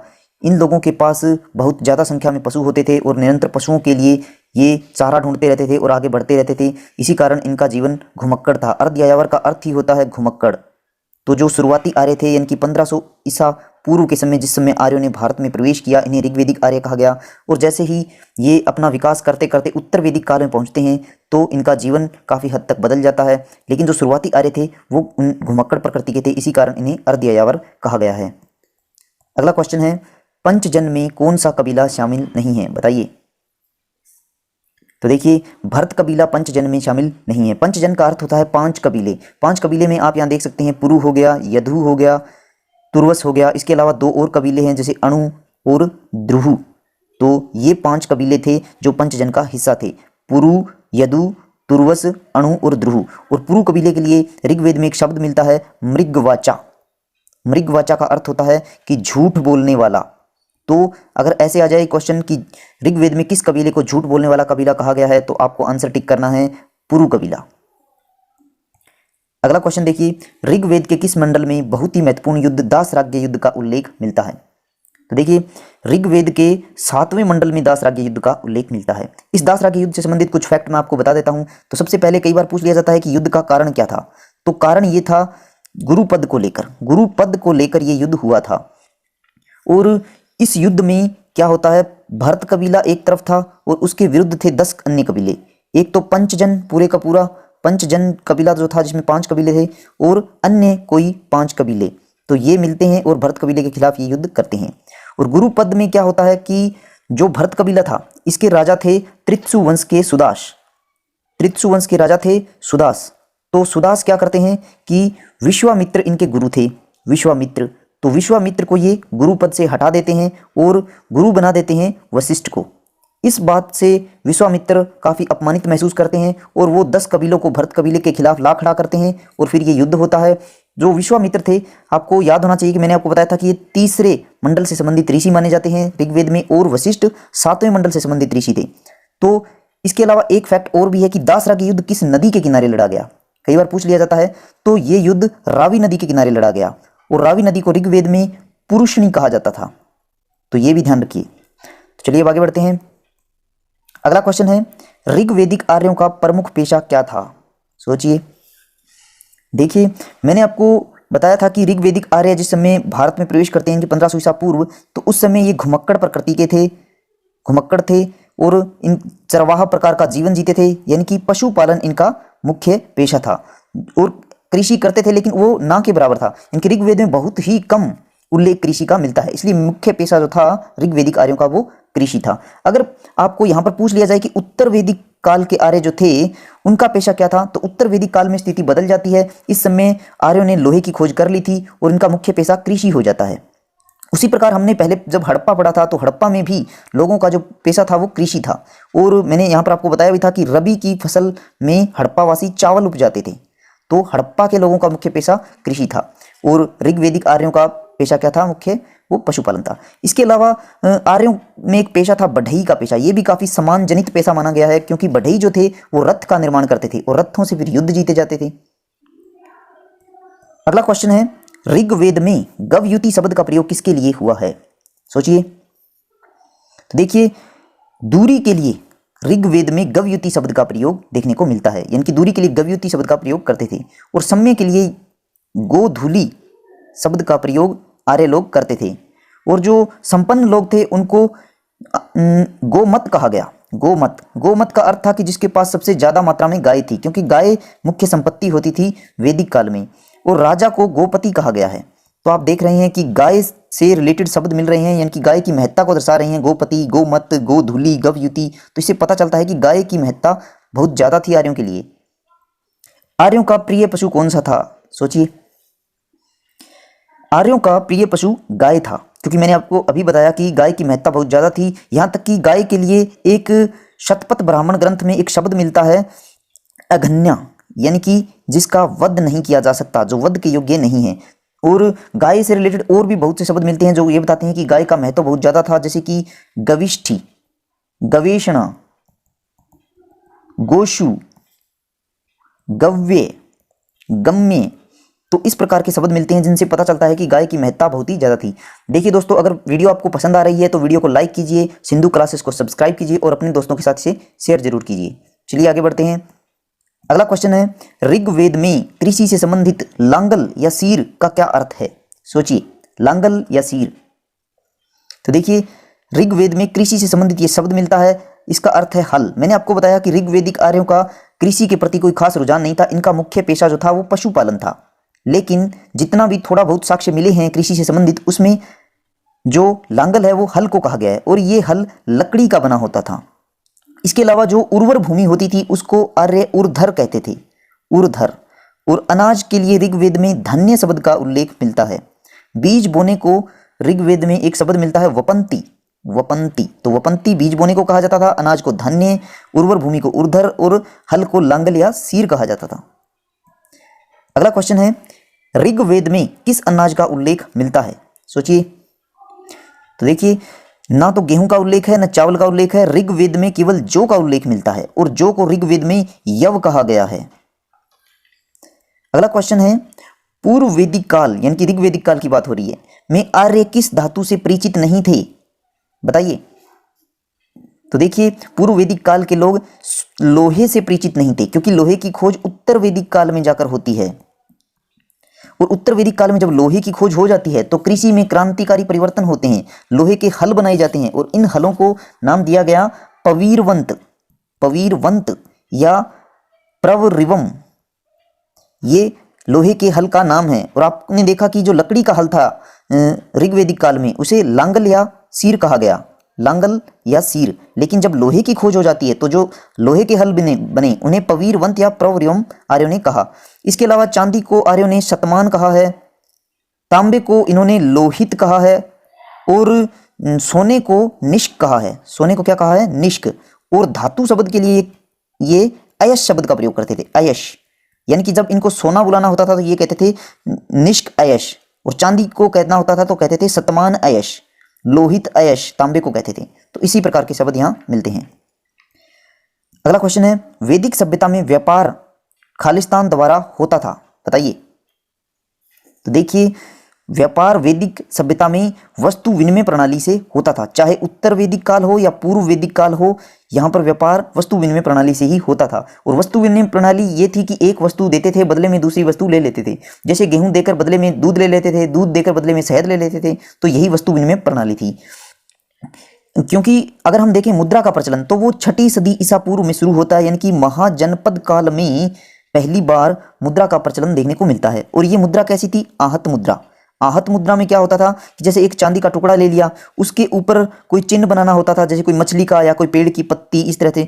तो उस पर ठप्पा मारा जाता था इस टुकड़े पर, और ठप्पा मारते थे तो ये धातु का टुकड़ा टेढ़ा मेढ़ा हो जाता था, यानी कि आहत हो जाता था। और इसी को कहा गया आहत मुद्रा। जब हम महाजनपद काल पढ़ेंगे तब भी इसका जिक्र आएगा। तो चलिए अब आगे बढ़ते हैं। वैदिक काल में सबसे छोटी प्रशासनिक इकाई कौन सी थी? सोचिए। तो सबसे छोटी प्रशासनिक इकाई कुल थी। कुल सबसे छोटी इकाई यानी कि परिवार। कुल का अर्थ होता है परिवार, और परिवार का जो मुखिया होता था वो कुलुप कहलाता था, कुलुप। और कुलुप कोई परिवार का वृद्ध पुरुष होता था, वृद्ध पुरुष। और इसी कारण वैदिक सभ्यता को पुरुष प्रधान सभ्यता यानी कि पितृसत्तात्मक सभ्यता भी कहते हैं, पितृसत्तात्मक। और हमने देखा जो हड़प्पा सभ्यता थी, हड़प्पा में जो परिवार थे वो मात्र सत्तात्मक थे, और वैदिक काल में समाज जो है वो पितृसत्तात्मक हो जाता है। उसके बाद देखें तो जैसे कि सबसे छोटी इकाई कुल हो गया, और जब कुछ कुल मिलते थे तो ग्राम बनता था, और जब कुछ ग्राम आपस में मिलते थे तो विष का निर्माण करते थे, और जब कुछ विष मिल जाते थे तो जन का निर्माण होता था। तो इस प्रकार यहाँ प्रशासनिक इकाइयाँ देखने को मिलती हैं। वैदिक काल के दौरान राजा को दिए जाने वाला कर क्या कहलाता था? बताइए। तो वैदिक काल के दौरान जो कर दिया जाता था वो बलि कहलाता था। बलि। राजा भूमि का स्वामी नहीं होता था, वो कबीले की रक्षा का उत्तरदायित्व निभाता था। जिसके बदले में राजा जो कर लेता था उसे बलि कहा जाता था। अब मुद्रा का प्रचलन तो था नहीं, तो बलि किस रूप में होती थी? बलि होती थी जैसे कि दूध, दही, अनाज, फल, शहद इत्यादि राजा को लोग देते थे, कबीले के लोग देते थे। और बलि में भी अगर हम देखें तो पूर्व वैदिक काल जो था उसमें बलि स्वैच्छिक थी। अगर कोई अपनी इच्छा से राजा को बलि देना चाहे, यानी कि टैक्स देना चाहे, तो वो दे सकता था। लेकिन जब हम देखते हैं उत्तर वैदिक काल में ये अनिवार्य हो जाता है कि अब आपको टैक्स देना ही देना है, तो ये स्थिति देखने को मिलती है। बलि अनिवार्य और नियमित हो जाती है, और इसके कुछ सकारात्मक परिणाम भी देखने को मिलेंगे, जैसे कि प्रशासनिक अधिकारियों की नियुक्ति वगैरह संभव हो जाती है। तो चलिए अब आगे बढ़ते हैं। अगला क्वेश्चन है, आर्यों की सबसे प्राचीनतम संस्था कौन सी थी? सोचिए। तो जो विदत थी वो आर्यों की सबसे प्राचीनतम संस्था थी, और विदत जो है वो अध्यापन से संबंधित थी। यानी कि हम कह सकते हैं कि विदत जो थी वो विद्या और ज्ञान से संबंधित संस्था थी, और सबसे प्राचीन संस्था मानी जाती है। और इसमें महिलाएं भाग लेती थी, विदित में महिलाएं भाग लेती थी। इसके अलावा देखें तो सभा जो थी इसकी तुलना राज्यसभा से कर सकते हैं, राज्यसभा से। सभा और समिति ये जो संस्थाएं थी ये राजा की पद मुक्ति करती थी, यानी कि राजा को अगर पद से हटाना होता था या राजा की जो पद पर नियुक्ति होती थी वो कार्य ये दोनों संस्थाओं की सलाह से होता था। और आपने देखा कि अथर्ववेद में सभा और समिति को प्रजापति की 2 पुत्रियों की संज्ञा दी गई है, 2 पुत्रियां कहा गया है सभा और समिति को। अगला क्वेश्चन है, वैदिक सभ्यता के बारे में कौन सी जानकारी असत्य है, यानी कि गलत है? सोचिए। तो पहली जानकारी है प्रशासनिक स्वरूप राजतंत्रात्मक था और राजा का पद वंशानुगत नहीं था। राजतंत्रात्मक में अक्सर ये होता है कि पद जो होता है वंशानुगत होता है, लेकिन वैदिक सभ्यता में ऐसा नहीं था, तो ये जानकारी तो सत्य है। अगला स्टेटमेंट है समाज पितृसत्तात्मक था, ये भी सही है। हमने देखा कि जो परिवार का मुखिया होता था वो वृद्ध पुरुष होता था, तो समाज पितृसत्तात्मक था। अगली स्टेटमेंट है वैदिक साहित्य में महिलाओं की भूमिका नहीं थी, ये तो आंसर हो जाता है ऑप्शन सी, क्योंकि हमने पढ़ा कि जो ऋग्वेद है उसमें काफ़ी महिलाओं का योगदान है, जैसे विश्वरा है, विश्वरा 3 महिलाएं मैंने आपको इंपॉर्टेंट बताई थी, कक्षावृत्ति हो गई, लोपामुद्रा हो गई। तो इन महिलाओं ने ऋग्वेद में मंत्रों के रचना में अपना योगदान दिया, तो ये आपका आंसर हो गया ऑप्शन सी। अगर डी को देखें मुद्रा का प्रचलन नहीं था, तो ये भी सही है, क्योंकि मुद्रा तो महाजनपद काल में जाकर शुरू होगी और वो आहत मुद्रा होगी, तो आपका आंसर हो गया ऑप्शन सी। क्वेश्चन है ऋग्वेद के किस मंडल में सबसे पहले वर्ण व्यवस्था का उल्लेख मिलता है? सोचिए, 2 सेकंड का समय। तो देखिए 10वें मंडल में सबसे पहले वर्ण व्यवस्था का उल्लेख मिलता है और 10वें मंडल में एक सूक्त मिलता है पुरुष सूक्त, और पुरुष सूक्त में 4 वर्णों का उल्लेख है। ये वर्ण आप जानते ही होंगे, ब्राह्मण, क्षत्रिय, वैश्य और शूद्र। तो इस प्रकार इन वर्णों का उल्लेख 10वें मंडल में है। इसके अलावा ऋग्वेद के मंडलों से संबंधित 4 ऋषि भी इंपॉर्टेंट है, जो मैं आपको बता देता हूँ। 9वें मंडल से संबंधित एक ऋषि देखने को मिलते हैं, ये है सोम ऋषि, और 9वें मंडल में ही सोमरस का भी उल्लेख है, तो ये आपके लिए याद करना आसान हो गया। सोमरस हो या सोम मंडल हो, सोम ऋषि हो, ये दोनों 9वें मंडल से संबंधित हैं। दूसरे मंडल से संबंधित एक ऋषि देखने को मिलते हैं जिनका नाम है गृहस्थसमंद ऋषि, तो गृहस्थसमंद ऋषि दूसरे मंडल से संबंधित है। और 7वें मंडल से संबंधित ऋषि हैं वशिष्ठ, तो वशिष्ठ का नाम भी आप याद रखिए। इसके अलावा एक तीसरे मंडल से भी संबंधित ऋषि हैं, मोस्ट इंपॉर्टेंट, विश्वामित्र, और विश्वामित्र और वशिष्ठ ऋषि के गुरुपद को लेकर दासराज्य युद्ध भी हुआ था, जिसका जिक्र हम कर चुके हैं पुरुषणी नदी के किनारे। तो ये 4 ऋषि हो गए, सोम ऋषि 9वें मंडल से संबंधित, गृहस्थसमंद ऋषि दूसरे मंडल से संबंधित, और वशिष्ठ ऋषि 7वें मंडल से संबंधित, और विश्वामित्र तीसरे मंडल से संबंधित। ये आपको याद रखना है। तो चलिए अब आगे बढ़ते हैं। अगला क्वेश्चन है किस विद्वान ने वैदिक देवमंडल को 3 भागों में बांटा है? सोचिए। तो इसका आंसर है यास्क। यास्क वो विद्वान हैं जिन्होंने वैदिक देवमंडल को 3 भागों में बांटा है, और ये 3 भाग कौन से हैं? ये 3 भाग हैं आकाश के देवता, इसमें और अंतरिक्ष के देवता और पृथ्वी के देवता। ये 3 प्रकार के देवता यास्क ने बताए हैं। आकाश के देवता में ध्यो आ जाते हैं, विष्णु आ जाते हैं और वरुण आ जाते हैं। ये सब क्या है? आकाश के देवता बताए गए हैं। सूर्य को भी आकाश का देवता बताया गया है। और अंतरिक्ष में एक देवता को रखा गया है, वो है इंद्र, यानी कि आकाश से भी जो ऊपर है उसको अंतरिक्ष माना है, और अंतरिक्ष का एक ही देवता है इंद्र। पृथ्वी में यास्क ने 3 देवता बनाए हैं जो पृथ्वी के हैं, अग्नि देवता, सोम देवता और पूषण देवता। इसके अलावा अगर आपको याद हो तो मैंने एक महत्वपूर्ण वेदांग बताया था, निरुक्त। निरुक्त से संबंधित एक पुस्तक जिसका नाम ही निरुक्त है, वो भी यास्क ने लिखी थी। और निरुक्त में ये बताया गया है कि वेदों के अंदर जो शब्द प्रयोग हुए हैं उनकी उत्पत्ति कैसे हुई है। और बादरायण के बारे में मैं बता चुका हूँ कि इन्होंने ब्रह्मसूत्र पुस्तक लिखी थी। ब्रह्म सिद्धांत नहीं, ब्रह्मसूत्र। ब्रह्म सिद्धांत तो ब्रह्मगुप्त ने लिखी थी। और अमर सिंह और भारूची ये जो हैं गुप्त काल के एक राजा हुए हैं, चंद्रगुप्त द्वितीय विक्रमादित्य के दरबारी थे। अमर सिंह, इनके बारे में एक प्रश्न पूछा जाता है कि पुराणों के 5 विषय किसने बताए? तो पुराणों के 5 विषय अमर सिंह ने बताए थे। और भारूची वो व्यक्ति है जिन्होंने मनुस्मृति पर टीका लिखा था, मनुस्मृति पर। और ये दोनों भारूची और अमर सिंह गुप्त काल के राजा चंद्रगुप्त द्वितीय विक्रमादित्य के दरबारी थे। अगला क्वेश्चन है ऋग्वेद वैदिक आर्यों की धार्मिक स्थिति क्या थी? सोचिए। तो देखिए ऋग्वेदिक आर्यों की धार्मिक स्थिति प्रकृतिवादी, बहुदेववादी और पुरुष प्रधान देवमंडल, ये सभी है। तो ऑप्शन डी, यानी कि प्रकृतिवादी कैसे थे? क्योंकि ये प्रकृति की पूजा करते थे। प्रकृति में जैसे अगर सूर्य है तो सूर्य की पूजा करते थे, सूर्य को देवता मान लिया, पवन को देवता मान लिया, इस प्रकार से ये प्रकृति की पूजा करते थे। और बहुदेववादी यानी कि यहाँ देखा गया है कि एक ईश्वर को की पूजा ये लोग नहीं कर रहे हैं, पूरा देवमंडल देखने को मिलता है हमें, इसलिए इन्हें बहुदेववादी भी कहा गया है। आर्यों के देवमंडल में जो है पुरुष प्रधानता दिखाई देती है, यानी कि यहाँ पर देवियों की पूजा जो है वो ना के बराबर है, इस कारण इन्हें पुरुष प्रधान देवमंडल भी कहा जाता है। तो देखिए, कुछ विद्यार्थी चाहते हैं कि वो पीडीएफ को डाउनलोड करें, तो ये हमारा टेलीग्राम चैनल है सिंधु क्लासेस के नाम से, इसको सर्च कीजिए और इसको ज्वाइन कर लो, सारी पीडीएफ आपको यहीं मिल जाएगी। अगला क्वेश्चन है, ऋग्वेदिक आर्यों का प्राचीनतम देवता कौन सा था? सोचिए। तो ऋग्वेदिक आर्यों का प्राचीनतम देवता ध्यो को माना गया है, और कई बार यहाँ ध्योष भी लिखा जाता है, तो ध्योष भी सही है। और ध्यो का अर्थ जो होता है वो होता है आकाश, और आपने देखा कि आकाश के देवता भी मैंने आपको बताया था, जैसे कि सूर्य, वरुण, विष्णु, तो ध्यो सबसे प्राचीन देवता है। इंद्र सबसे महत्वपूर्ण देवता माने गए हैं ऋग्वेदिक आर्यों के, और इनको आंधी, तूफान, वर्षा और युद्ध का देवता माना गया है। और सबसे महत्वपूर्ण इसलिए क्योंकि इनका 250 बार ऋग्वेद में उल्लेख मिलता है। अग्नि देवता दूसरे सबसे महत्वपूर्ण देवता है, और इनको मध्यस्थ के देवता माना गया है, क्योंकि जब हम किसी देवता का आह्वान करते हैं तो सबसे पहले आहुति अग्निदेव को देते हैं, और अग्निदेव उस देवता तक आहुति को पहुंचाते हैं। और वरुण जो है वो तीसरे सबसे महत्वपूर्ण देवता हैं, अग्नि के बाद अग्नि दूसरे महत्वपूर्ण देवता हैं। तो इस प्रकार ये। अगला क्वेश्चन है, किस देवता को पशुओं का देवता माना गया है? बताइए। तो पूषण को पशुओं का देवता माना गया है। यास्क ने जो वर्गीकरण किया था उसमें भी पूषण, सोम और अग्नि को पृथ्वी के देवता बताया गया है। तो पृथ्वी पर भी अगर हम बात करें तो पूषण की पूजा क्यों होती थी? क्योंकि पशुओं के स्वास्थ्य, अच्छे स्वास्थ्य के लिए पूषण देवता की पूजा होती थी। इसके अलावा जो सोम देवता है, इनको वनस्पति का देवता माना गया है। वनस्पति का देवता सोम ऋषि को माना गया है, पशुओं का देवता पूषण को माना गया है। अगला क्वेश्चन है, ऋत का अधिपति या संचालक किस देवता को माना गया है? बताइए। तो ये माना गया है वरुण देवता को, जो कि आर्यों के तीसरे सबसे महत्वपूर्ण देवता थे। और ऋत के देवता का अर्थ है कि प्राकृतिक नियमों का देवता, प्राकृतिक नियमों का देवता, यानी कि प्रकृति के नियम हैं वो सही तरीके से चलते रहें, इसके लिए वरुण देवता को उत्तरदायी माना गया है। कई बार एक क्वेश्चन पूछ लिया जाता है कि स्वर्ग के 1000 खंभों वाले महल में किस देवता का निवास है? 1000 खंभों वाले महल में भी माना जाता है कि वरुण देवता का निवास है। तो स्वर्ग के 1000 खंभों वाले महल में वरुण देवता का निवास माना गया है। अगला क्वेश्चन है, शूद्र शब्द का सर्वप्रथम प्रयोग कहाँ देखने को मिलता है? बताइए। तो ये ऋग्वेद में ही देखने को मिलता है।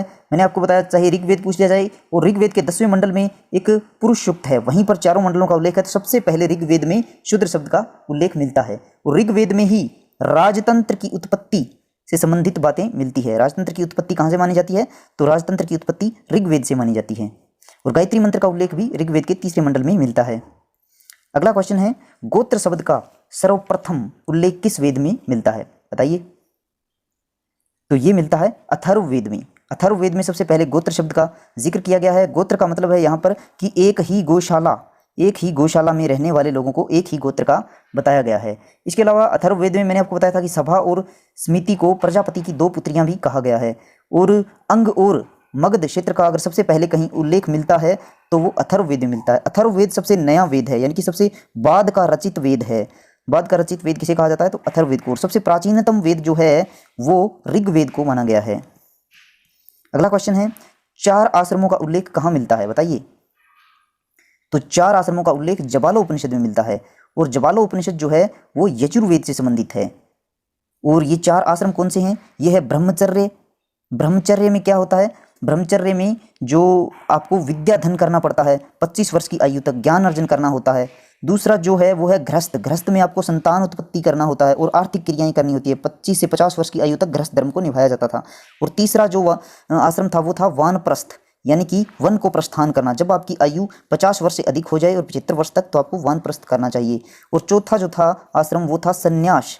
तो संन्यास में क्या था? सब कुछ छोड़ के ईश्वर पर छोड़ दो और भक्ति में लीन हो जाओ, अगर आपकी आयु 75 वर्ष से ऊपर है तो ये सब बातें चारों आश्रमों में देखने को मिलती हैं। अगला क्वेश्चन है, याज्ञवल्क्य तथा गार्गी के बीच दार्शनिक संवाद किस पुस्तक में मिलता है? बताइए। तो ये मिलता है सबसे बड़े उपनिषद बृहदारण्य उपनिषद में। सबसे बड़ा उपनिषद है ये। देखिए, दार्शनिक बातों का अर्थ है तर्क वितर्क पर आधारित। और गार्गी जो हैं वो उत्तर वैदिक काल की एक विदुषी यानी कि विद्वान महिला थी। बृहदारण्य उपनिषद जो हैं वो यजुर्वेद से संबंधित हैं, ये भी ध्यान रखिए। और सबसे बड़ा उपनिषद भी है बृहदारण्य। अगर इसका ट्रिक से देखें तो आपको पता होना चाहिए, गार्गी एक महिला है और महिलाओं की बातें काफ़ी लंबी होती है, और लंबी बातें होंगी तो जब हम किसी पुस्तक में उसको लिखेंगे तो वो पुस्तक ऑटोमेटिक बड़ी हो जाएगी। तो बड़ी हो जाएगी, बड़ी का मतलब है बृहद हो जाएगी, बृहद भी बड़ा ही होता है, तो ये उल्लेख कहाँ मिलता है? बृहदारण्य में। इस प्रकार आप ट्रिक से भी याद कर सकते हैं कि गार्गी और याज्ञवल्क्य का संवाद जो है वो बृहदारण्य में है, यानी कि सबसे बड़े उपनिषद में है। अगला क्वेश्चन देखते हैं, भारत में लौह युग का आरंभ किस काल में हुआ? यानी कि लोहे का प्रचलन या लोहे का साक्ष्य सबसे पहले किस काल में मिला, बताइए। तो ये मिलता है उत्तर वैदिक काल में। इससे पहले ना तो हड़प्पा काल में हमें लोहा देखने को मिला और ना ही पूर्व वैदिक काल में कहीं भी लोहे का कोई उल्लेख मिलता है। उत्तर वैदिक काल में जो लोहे का सबसे प्राचीनतम साक्ष्य मिलता है वो मिलता है अतिरंजी खेड़ा में। एक जगह है अतिरंजी खेड़ा उत्तर प्रदेश में, एट्टा में। तो एट्टा के अतिरंजी खेड़ा में सबसे पहले लोहे का साक्ष्य हमें देखने को मिलता है। इसके साथ साथ और भी बातें हैं जो उत्तर वैदिक काल में देखने को मिलती है, जैसे कि उत्तर वैदिक काल में आर्य जो है वो पशुपालन को छोड़कर कृषि पर निर्भर हो गए और कृषि प्रधान अर्थव्यवस्था देखने को मिलती है, क्योंकि लोहे की खोज हो चुकी थी और लोहे के हल बनाए जाने लगे और इस हल को कहा गया था प्रवरिवम, प्रवरिवम ओ या पवीरवंत। लोहे के हल को पवीरवंत कहा गया था, ये भी ध्यान रखिए। इस कारण कृषि में काफ़ी लाभ पहुंचा था। और वर्ण व्यवस्था जो थी उत्तर वैदिक काल में वो भी काफ़ी जटिल हो गई, यानी कि जो व्यक्ति जिस वर्ण में पैदा हुआ उसको वही कार्य करना पड़ता था। और उत्तर वैदिक काल में कर्मकांड बहुत ज़्यादा होने लगे, यज्ञ आदि का प्रचलन भी काफ़ी बढ़ गया। अगला क्वेश्चन है, सबसे पहले विंध्य पर्वत की जानकारी का उल्लेख किस ग्रंथ में मिलता है, बताइए। तो ये मिलता है शतपथ ब्राह्मण ग्रंथ में। और इसके अलावा हम देखें तो बाढ़ का उल्लेख सबसे पहले कहाँ मिलता है, तो ये भी शतपथ ब्राह्मण ग्रंथ में। नर्मदा नदी का उल्लेख भी सबसे पहले इसमें शतपथ ब्राह्मण ग्रंथ में। समुद्र का उल्लेख भी सबसे पहले शतपथ ब्राह्मण ग्रंथ में ही मिलता है। तो अगर इसको आप ट्रिक से याद करना चाहें तो मान लीजिए ये विंध्य पर्वत है, यहाँ से कोई नदी निकली नर्मदा, इसमें कहीं बाढ़ आई और ये समुद्र में गिर गई। तो विंध्य पर्वत, नर्मदा नदी, बाढ़ और समुद्र सबका उल्लेख शतपथ ब्राह्मण ग्रंथ में। लेकिन अगर आप सही देखें तो नर्मदा नदी विंध्य पर्वत से नहीं निकलती, बल्कि ये सतपुड़ा में एक पर्वत श्रेणी है मेकाल, मेकाल में ये अमरकंटक चोटी से निकलती है। लेकिन ट्रिक के लिए आपने इसको विंध्य पर्वत से मैंने इसको जोड़ के बताया है, तो कंफ्यूज मत होना, ऐसा मत सोचना कि ये विंध्य पर्वत से निकलती है, नहीं। नर्मदा नदी सतपुड़ा पहाड़ी जो है श्रेणी है उसमें मेकाल पहाड़ी की अमरकंटक चोटी से निकलती है। आगे बढ़ते हैं, पशुपति शिव का साहित्यिक रूप में उल्लेख कहाँ हुआ है, बताइए। तो ये देखने को मिलता है अथर्ववेद में। अथर्ववेद जो कि सबसे नया वेद है यहाँ पर देखने को मिलता है। और अथर्ववेद में अभी अभी हमने देखा कि गोत्र शब्द का सबसे पहले उल्लेख भी अथर्ववेद में हुआ था। प्रजापति की 2 पुत्रियाँ सभा और समिति का उल्लेख भी अथर्ववेद में मिलता है। ये तो आई थिंक आपको पक्का माइंड में सेट हो गया होगा। और अथर्ववेद के पुरोहित कौन थे? ब्रह्म थे जो कि मंत्रों का उच्चारण करते थे। यजुर्वेद के पुरोहित भी देख लीजिए, यजुर्वेद के जो पुरोहित थे वो थे अध्वर्यु थे। और सामवेद के पुरोहित जो थे वो उद्गाता थे, उद्गाता कहलाता था। और ऋग्वेद का पुरोहित जो था वो होता कहलाता था, या कई जगह होत्र भी लिखा मिलता है। तो ये सब ध्यान रख सकते हैं। अगला क्वेश्चन है, कृष्ण का देवकी के पुत्र के रूप में उल्लेख कहाँ मिलता है, सोचिए।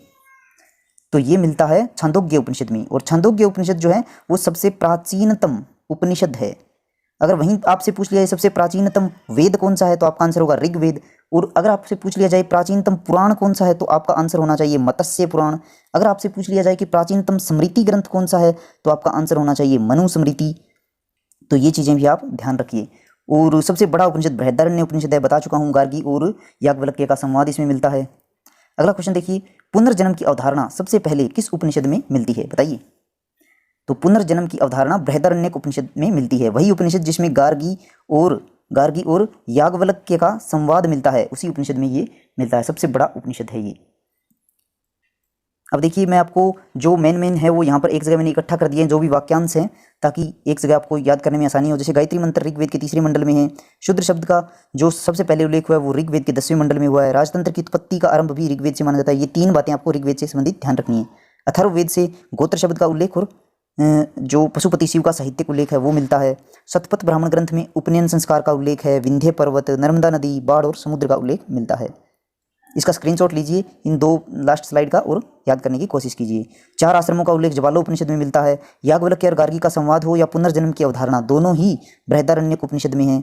यम और नचिकेता का जो दार्शनिक संवाद है वो कठोर उपनिषद में है। इसका एक ट्रिक भी बताया था मैंने कि यमराज जो होते हैं, यमराज वो बहुत ही कठोर हृदय के होते हैं, किसी को बख्शते नहीं है। तो इसी कारण कठोर उपनिषद इसको जोड़ दीजिए, ये एक ट्रिक है।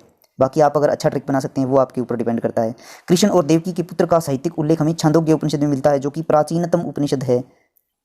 तो क्वेश्चन है, आर्यों ने किस क्षेत्र के लोगों के लिए व्रात्य शब्द का प्रयोग किया है, बताइए।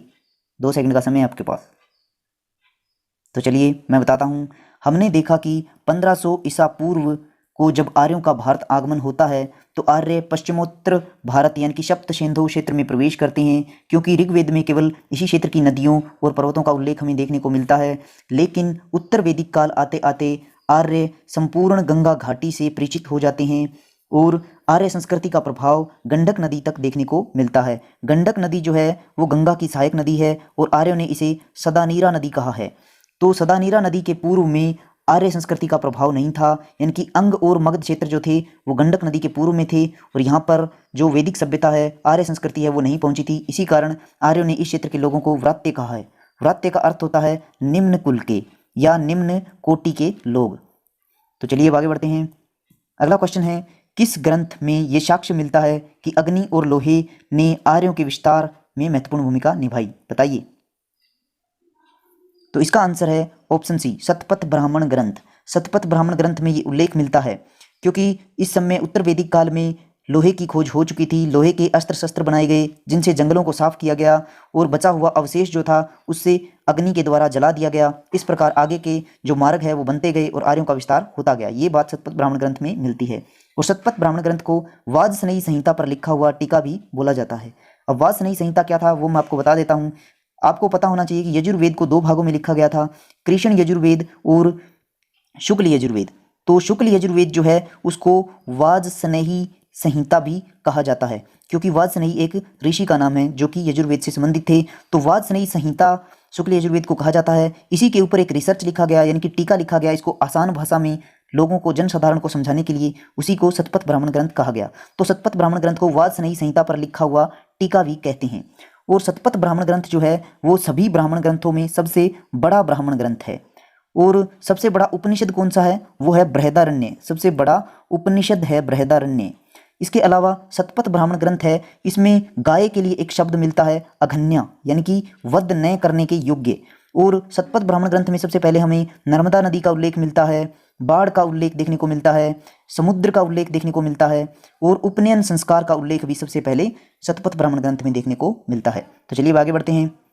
अगला क्वेश्चन है, उत्तर वैदिक आर्यों का मुख्य पेशा क्या था? बताइए। तो हमने देखा था कि पूर्व वैदिक काल में जो आर्य थे वो घुमक्कड़ थे, यानी कि अर्ध यायावर इनको कहा गया था। अर्ध यायावर यानी कि जो पशुपालन करते थे और एक स्थान पर स्थायी निवास नहीं करते थे। तो इनका जो पशुपालन है इनका मुख्य पेशा होता था और पशुओं के लिए घास की आवश्यकता होती थी, तो ये निरंतर आगे बढ़ते रहते थे। लेकिन उत्तर वैदिक काल आते आते लोहे की खोज हो चुकी थी और लोहे की खोज के कारण जो औजार और जो हल बनाए गए वो लोहे के बनाए गए, जिससे कृषि में क्रांतिकारी बदलाव आए। और लोहे का जो हल बनाया गया उसका नाम था परव रिवम। उसको परव रिवम कहा गया, या इसका एक और नाम भी मिलता है पवीरवंत। तो इसको पवीरवंत भी कहा गया। तो इस प्रकार लोहे की खोज हुई तो आर्यों का जो रुझान है वो कृषि को और देखने को मिलता है। तो उत्तर वैदिक आर्यों का जो मुख्य पेशा है अब वो पशुपालन नहीं रहा, वो कृषि हो गया। तो ध्यान रखिए, आपसे पूछा क्या जा रहा है। अगर उत्तर वैदिक आर्यों का पूछे तो कृषि, और पूर्व वैदिक या ऋग्वैदिक आर्यों का पूछे तो उनका पशुपालन मुख्य पेशा था। अगला क्वेश्चन है, निम्नलिखित में से किसकी जानकारी अथर्ववेद से नहीं मिलती? बताइए। तो देखिए, एक कृषि वैज्ञानिक हुए पृथुवेन्य, इनका जिक्र अथर्ववेद में मिलता है। अगला ऑप्शन है दुर्भिक्ष। तो दुर्भिक्ष का अर्थ होता है अकाल, अकाल पड़ना। तो अकाल की जानकारी अथर्ववेद से नहीं मिलती। तो आपका आंसर बी हो गया, दुर्भिक्ष। अकाल की जानकारी नहीं मिलती। और ये अकाल की जो जानकारी है वो कहाँ मिलती है फिर? तो वो मिलती है छांदोग्य उपनिषद से। और छांदोग्य से आपको कुछ याद आया होगा कि इस उपनिषद में हमने पढ़ा था कि कृष्ण का देवकी के पुत्र के रूप में उल्लेख इसमें मिलता है। और छांदोग्य उपनिषद जो है वो सबसे प्राचीनतम उपनिषद भी है। अगर आपसे प्राचीनतम वेद पूछ ले तो ऋग्वेद, अगर आपसे प्राचीनतम स्मृति ग्रंथ पूछ ले तो वो मनु स्मृति है, और अगर आपसे प्राचीन पुराण पूछ ले तो वो पुराण कौन सा है? मत्स्य पुराण। ये भी आपको ध्यान रखना है। इसके अलावा पशुओं की वृद्धि की कामना और राजा का निर्वाचन का उल्लेख, ये भी अथर्ववेद में मिलता है।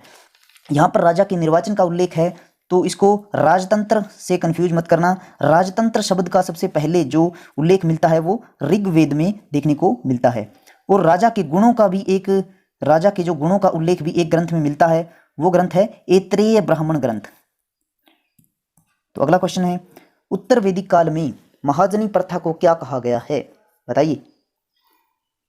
तो देखिए उत्तर वैदिक काल में महाजनी प्रथा की शुरुआत हो चुकी थी और महाजनी प्रथा को कुसीद कहा गया है और महाजनों को कुशीदीन कहा गया है। महाजन को क्या कहा गया है? कुशीदीन। और रत्नी ये प्रशासनिक अधिकारी होते थे। राजा सहित 12 रत्नियों का उल्लेख शतपथ ब्राह्मण ग्रंथ में देखने को मिलता है। शतपथ ब्राह्मण ग्रंथ जिसका जिक्र हम अभी अभी करके आए हैं। और इसके अलावा और भी रत्नीनों का उल्लेख है, जैसे कि बागदूग भी एक रत्नीन होता था, इनकी जो कर इकट्ठा करता था। और जैसे कि संग्रहिता एक रत्नी था जो कि कोषाध्यक्ष होता था। पुरोहित एक रत्नी था, पुरोहित। और महिषी यानी कि राजा की पटरानी होती थी, उसको महिषी कहा जाता था, ये भी एक रत्नी थी। युवराज जो राजा का उत्तराधिकारी होता था वो भी एक रत्नी में शामिल था। इसके अलावा अक्षवाप भी एक रत्नी था। तो इस प्रकार कुल 12 रत्नी राजा सहित उल्लेख मिलता है। अगर राजा को हम ना गिने तो इस प्रकार 11 रत्नी का उल्लेख है। तो अगला क्वेश्चन है, किन 2 कबीलों के मिलने से कुरु जनपद का निर्माण हुआ था? बताइए। तो भरत और पुरु कबीले के मिलने से कुरु जनपद का निर्माण हुआ था। और कुरु जनपद की जो राजधानी है वो हस्तिनापुर थी, हस्तिनापुर। और तुर्वस और क्रीवी कबीले के मिलने से पंचाल जनपद का निर्माण हुआ था। अगर आपको याद हो तो मैंने आपको बताया था जो पुरु कबीला था इसके लिए एक शब्द ऋग्वेद में देखने को मिला था, वो था मृगवाचा, यानी कि झूठ बोलने वाला कबीला। तो ये झूठ बोलने वाला कबीला भरत कबीले के साथ मिलता है और कुरु जनपद का निर्माण करता है। तो इससे हमें पता चलता है कि उत्तर वैदिक काल में जनपदों का निर्माण शुरू हो चुका था और यही जनपद आगे चलकर महाजनपद में बदलेंगे, तो जिसको हम महाजनपद काल में पढ़ेंगे। अगला क्वेश्चन है, वैदिक समाज में जन्म से मृत्यु तक कितने संस्कारों का उल्लेख है? बताइए। तो जन्म से मृत्यु तक वैदिक समाज में 16 संस्कार बताए गए हैं। इसमें जो पहला संस्कार है वो है गर्भाधान। गर्भाधान यानी कि जन्म के बाद अगर पूछ लिया जाए पहला संस्कार कौन सा है, तो जन्म के बाद जातकर्म का संस्कार होता था, जिसके तहत बच्चे को जन्म घुट्टी या पंचामृत पिलाया जाता था। जब बच्चा गुरुकुल में पढ़ने जाता था तो उस समय उसका उपनयन संस्कार होता था।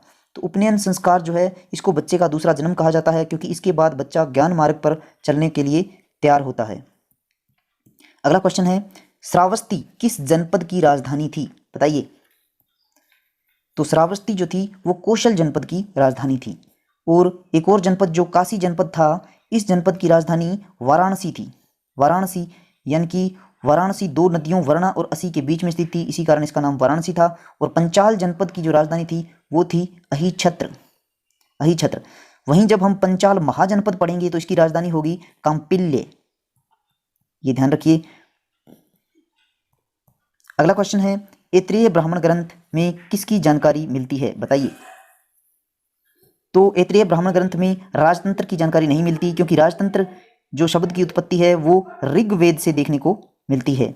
राजा के गुणों की बात, तो हाँ ऑप्शन बी सही है। ऐत्रेय ब्राह्मण ग्रंथ में राजा के गुणों की बात बताई गई है कि राजा में क्या क्या गुण होने चाहिए ताकि वो जो जनता की सेवा कर सके। इसके बाद है राजा के निर्वाचन का उल्लेख, तो ये हमने अभी पढ़ा था कि अथर्व वेद में देखने को मिलता है राजा के निर्वाचन का उल्लेख, यानी कि राजा जो था, राजपद जो था वो वंशानुगत नहीं था बल्कि उसका निर्वाचन होता था, और इसका उल्लेख अथर्ववेद में मिलता है। 4 आश्रमों का उल्लेख जबालोपनिषद में देखने को मिलता है। जबालोपनिषद में सबसे पहले 4 आश्रम बताए गए हैं, जैसे कि ब्रह्मचर्य, गृहस्थ, वानप्रस्थ, इस तरह से।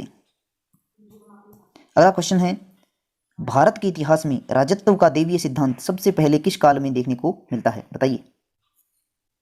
तो ये उत्तर वैदिक काल में देखने को मिलता है। राजत्व का देवीय सिद्धांत का अर्थ है कि राजा को ऐसा दिखाना कि वो ईश्वर तुल्य है, राजा को देवताओं का आशीर्वाद प्राप्त है।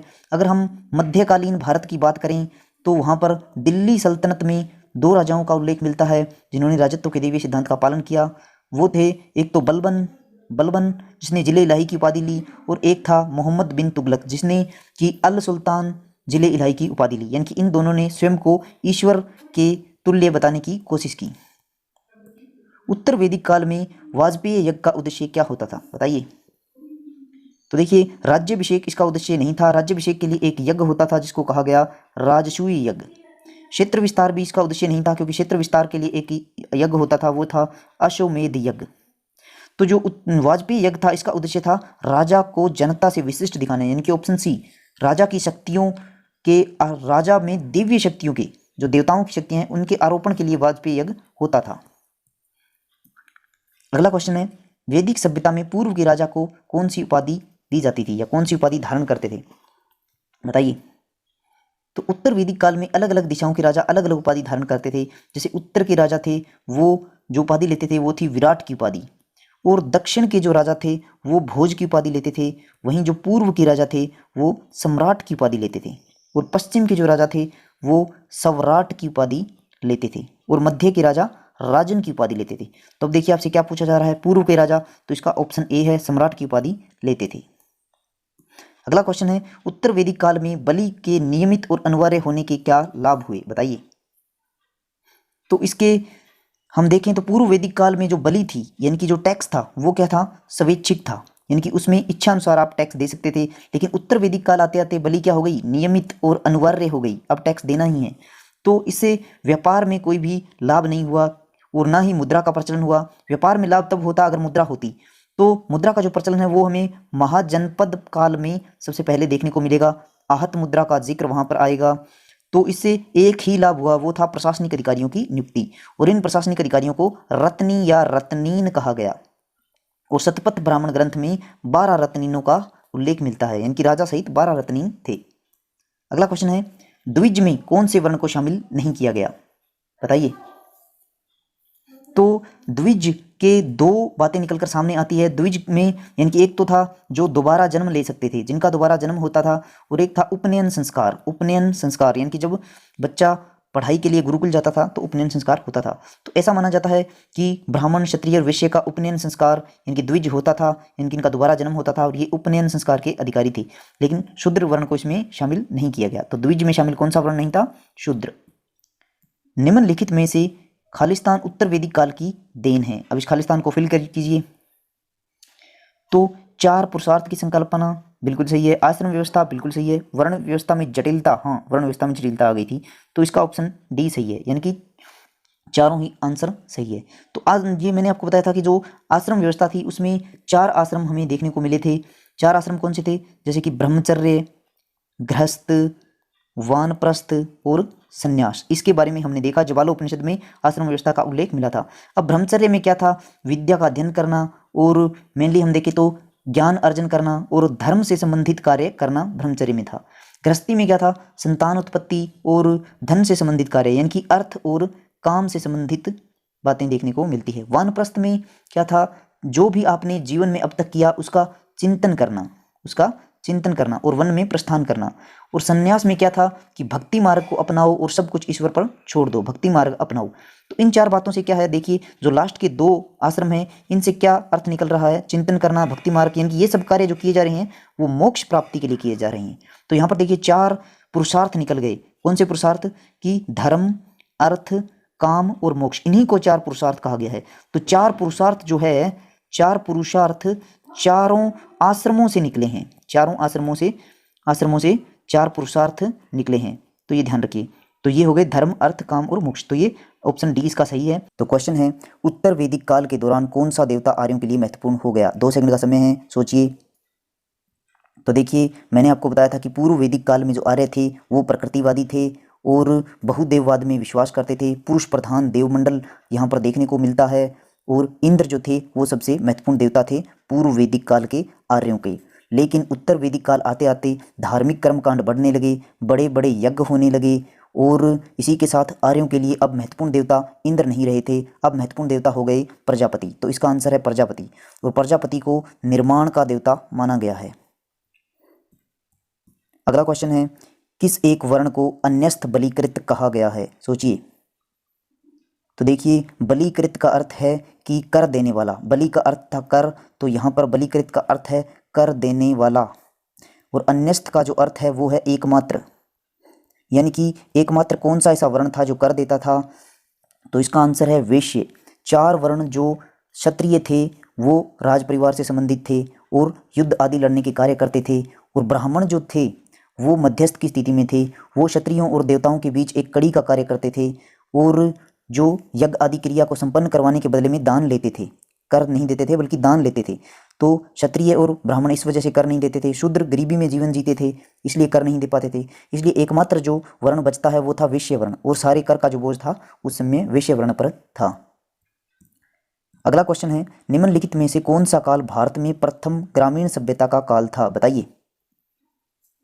तो यहाँ सबसे पहले समझिए कि पूछा क्या जा रहा है। यहाँ ये नहीं पूछा जा रहा कि प्रथम नगरीय सभ्यता कौन सी थी, जो लगभग एक कॉमन क्वेश्चन है, सभी जानते हैं कि प्रथम नगरीय सभ्यता हड़प्पा सभ्यता थी। यहाँ ग्रामीण सभ्यता का पूछा गया है, तो जो पूरा वैदिक काल है वो ग्रामीण था, तो इसका आंसर है बी। और फिर महाजनपद काल आता है जिसमें पुनः नगरीकरण देखने को मिलता है। तो इसका सीक्वेंस समझिए, हड़प्पा जो था वो नगरीय सभ्यता थी, और उसके बाद वैदिक काल जो था, इनकी वैदिक सभ्यता का काल जो था वो ग्रामीण सभ्यता थी। और उसके बाद जब महाजनपद काल आता है तो महाजनपद काल में पुनः नगरीकरण देखने को मिलता है। अगर आपसे पूछ लिया जाए कि पुनः नगरीकरण का काल कौन सा था, तो आपको हड़प्पा नहीं बल्कि महाजनपद को टिक करना पड़ेगा। तो चलिए आगे बढ़ते हैं। किन ग्रंथों के समूह को मुक्तिका सिद्धांत कहा जाता है, बताइए। तो देखिए, वैसे तो उपनिषदों की संख्या जो है वो 200 के लगभग है, लेकिन जो सबसे महत्वपूर्ण उपनिषद है वो 108 हैं, उन्हीं को मुक्तिका सिद्धांत कहा गया है। तो इसका आंसर है 108 उपनिषदों को। तो अब आप ये सोचते होंगे कि 108 उपनिषद ही क्यों रखे गए हैं मुक्तिका सिद्धांत में, ये क्वेश्चन आपके दिमाग में आया होगा। तो वो इसलिए रखा गया है क्योंकि जो हिंदू माला है, हिंदू धर्म में जो माला है मनकों की, तो उसमें 108 मनके होते हैं। तो इसी कारण उपनिषदों की को मुक्तिका सिद्धांत कहा गया है और इसमें 108 उपनिषद रखे गए हैं। अगला क्वेश्चन है, किस उपनिषद में यज्ञ की तुलना टूटी हुई नाव से की गई है, सोचिए। तो इसका आंसर है मुंडक्को उपनिषद। इसमें यज्ञ से संबंधित जो कर्मकांड है उनकी भर्त्सना की गई है, उनकी कड़ी निंदा की गई है, और मानव के लिए यज्ञों को एक तरह से निरर्थक बताया गया है। और मुंडको उपनिषद जो है वो अथर्ववेद पर आधारित है, और मुंडको उपनिषद से ही भारत का राष्ट्रीय वाक्य सत्यमेव जयते लिया गया है, ये भी ध्यान रखना है। अगला क्वेश्चन है, कौन सा ब्राह्मण ग्रंथ वाजसनेयी संहिता पर लिखा हुआ टीका यानी कि एक तरह से रिसर्च है, तो किस ब्राह्मण ग्रंथ को कहते हैं। यहाँ 4 ब्राह्मण ग्रंथ आपको दिए हुए हैं, आप पहचानिए। तो देखिए, सबसे पहले आप जानिए कि वाजसनेयी संहिता क्या है। वाजसनेयी संहिता कुछ भी नहीं है, मैंने आपको बताया था कि जो यजुर्वेद था उसको 2 भागों में लिखा गया था, एक था कृष्ण यजुर्वेद और दूसरा था शुक्ल यजुर्वेद। तो इसी शुक्ल यजुर्वेद को वाजसनेयी संहिता कहा गया है, और इस पर लिखी हुई टीका जो थी यानी कि रिसर्च जो था वो किसे कहा जाता है, वो शतपथ ब्राह्मण ग्रंथ को कहा जाता है। तो शतपथ ब्राह्मण ग्रंथ को वाजसनेयी संहिता पर लिखा हुआ टीका कहा जाता है। और वाजसनेयी एक ऋषि थे जो यजुर्वेद से जुड़े हुए महानतम ऋषि थे। और जो शतपथ ब्राह्मण ग्रंथ है इसमें कई चीज़ों का उल्लेख मिलता है। सबसे पहले तो आपको पता होना चाहिए कि सबसे बड़ा ब्राह्मण ग्रंथ है, सबसे बड़ा ब्राह्मण ग्रंथ है। अब बच्चे इसमें कंफ्यूज हो जाते हैं कि सबसे बड़ा ब्राह्मण ग्रंथ और सबसे बड़ा उपनिषद। तो सबसे बड़ा जो उपनिषद ग्रंथ है वो बृहदारण्यक है, ये याद रखिए। और सबसे बड़ा ब्राह्मण ग्रंथ शतपथ ब्राह्मण ग्रंथ है। शतपथ ब्राह्मण ग्रंथ में मैं आपको कई बार रिपीट कर चुका हूँ कि इसमें पहली बार समुद्र का उल्लेख मिलता है, पहली बार इसमें विंध्य पर्वत का उल्लेख देखने को मिलता है, नर्मदा नदी का उल्लेख देखने को मिलता है, बाढ़ का उल्लेख देखने को मिलता है, और उपनयन संस्कार का उल्लेख मिलता है। और राजा के जो प्रशासनिक अधिकारी थे यानी कि राजा सहित 12 रत्नी जो देखने को मिलते हैं, उन रत्नियों का उल्लेख भी शतपथ ब्राह्मण ग्रंथ में है। और एक इंपॉर्टेंट बात, गाय के लिए अघन्या, गाय के लिए एक शब्द प्रयोग किया गया है अघन्या, यानी कि जिसका वध नहीं किया जा सकता, वो भी शतपथ ब्राह्मण ग्रंथ में देखने को मिलता है। अगला क्वेश्चन है, भूमि को माता किस वेद में कहा गया है, बताइए। यानी कि भूमि को माता की संज्ञा किस वेद में दी गई है, बताइए। तो चलिए मैं आपको इससे पहले कुछ हिंट देता हूं, देखते हैं आपके दिमाग में इसका आंसर आता है कि नहीं। तो देखिए, वो वेद है जिसको हमने त्रि में शामिल नहीं किया, तो वो वेद है ये वो वेद है जिसको प्राचीन काल में अथर्वांगिरस कहा गया है। अथर्वांगिरस किस वेद को कहा गया है, वही इसका आंसर है। ये वही वेद है जिसमें पहली बार अंग और मगध क्षेत्र का उल्लेख मिलता है। अब आप निश्चित ही समझ गए होंगे कि मैं बात कर रहा हूँ अथर्ववेद की, तो आंसर है अथर्ववेद। और ये सबसे बाद का रचित वेद है, यानी कि सबसे नया वेद है, और सबसे प्राचीन है ऋग्वेद। और इनसे जुड़े हुए पुरोहित क्या है, चलिए मैं रिपीट कर देता हूँ। अथर्ववेद का जो पुरोहित है वो क्या कहलाता है, ब्रह्म, याद रखिए ब्रह्म। सामवेद का पुरोहित उद्गाता कहलाता है, और ऋग्वेद का पुरोहित क्या कहलाता है, होता, या कई बार होत्र भी लिखा मिलता है। और यजुर्वेद का पुरोहित है वो अध्वर्यु कहलाता है, अध्वर्यु, तो ये ध्यान रखिए। अगला क्वेश्चन है, आर्यों की किस संस्था को नरिष्ठा कहा गया है, बताइए। तो देखिए, विदत जो थी वो आर्यों की सबसे प्राचीन संस्था थी, ये ध्यान रखिए। और ये विदत जो थी वो विद्या या ज्ञान से संबंधित थी, विद्या और ज्ञान से संबंधित संस्था थी। और जो सभा थी इसकी तुलना हम वर्तमान में राज्यसभा से कर सकते हैं। और नरिष्ठा जो कहा गया है वो सभा को ही कहा गया है, तो सभा को कहा गया है। इसके अलावा अथर्ववेद में मैंने आपको बताया था कि सभा और समिति को प्रजापति की दो पुत्रियां, यानी कि प्रजापति जो थे प्रजापति जो थे वो मुख्य देवता बन जाते हैं उत्तर वैदिक काल के आर्यों के, ठीक है। तो प्रजापति की दो पुत्रियां कहा गया है इन दो संस्थाओं को। कौन सी दो संस्थाएं? सभा और समिति को प्रजापति की दो पुत्रियां कहा गया है, तो ये ध्यान रखिए। अगला क्वेश्चन है, आश्रम व्यवस्था में किस आश्रम को संसार की रीढ़ की हड्डी कहा गया है? बताइए। तो देखिए मैंने आपको बताया था कि 4 आश्रम हैं, जिसमें से ब्रह्मचर्य, गृहस्थ आश्रम, वानप्रस्थ आश्रम और संन्यास, इस प्रकार 4 आश्रम देखने को मिलते हैं। अब जो इसका आंसर है वो है गृहस्थ आश्रम, क्योंकि इसी आश्रम के दौरान यानी कि 25 वर्ष से 50 वर्ष तक की आयु में मनुष्य संतान उत्पत्ति करता है और धन से संबंधित कार्य करता है, तो इसी कारण संसार इससे चलायमान रहता है। तो इसी वजह से संसार की रीढ़ की हड्डी किस आश्रम को कहा गया है? तो गृहस्थ आश्रम को कहा गया है। और हम देखें जो 4 आश्रमों से 4 पुरुषार्थ निकले हैं, उनमें भी अगर देखें तो गृहस्थ आश्रम से 2 पुरुषार्थ निकले हैं, जो कि है अर्थ और काम। तो 2 पुरुषार्थ इसी आश्रम की देन है। ब्रह्मचर्य से जो आश्रम है ब्रह्मचर्य आश्रम से जो पुरुषार्थ है वो है धर्म, और वानप्रस्थ और संन्यास इन दोनों से मिलाकर जो पुरुषार्थ निकला है वो है मोक्ष।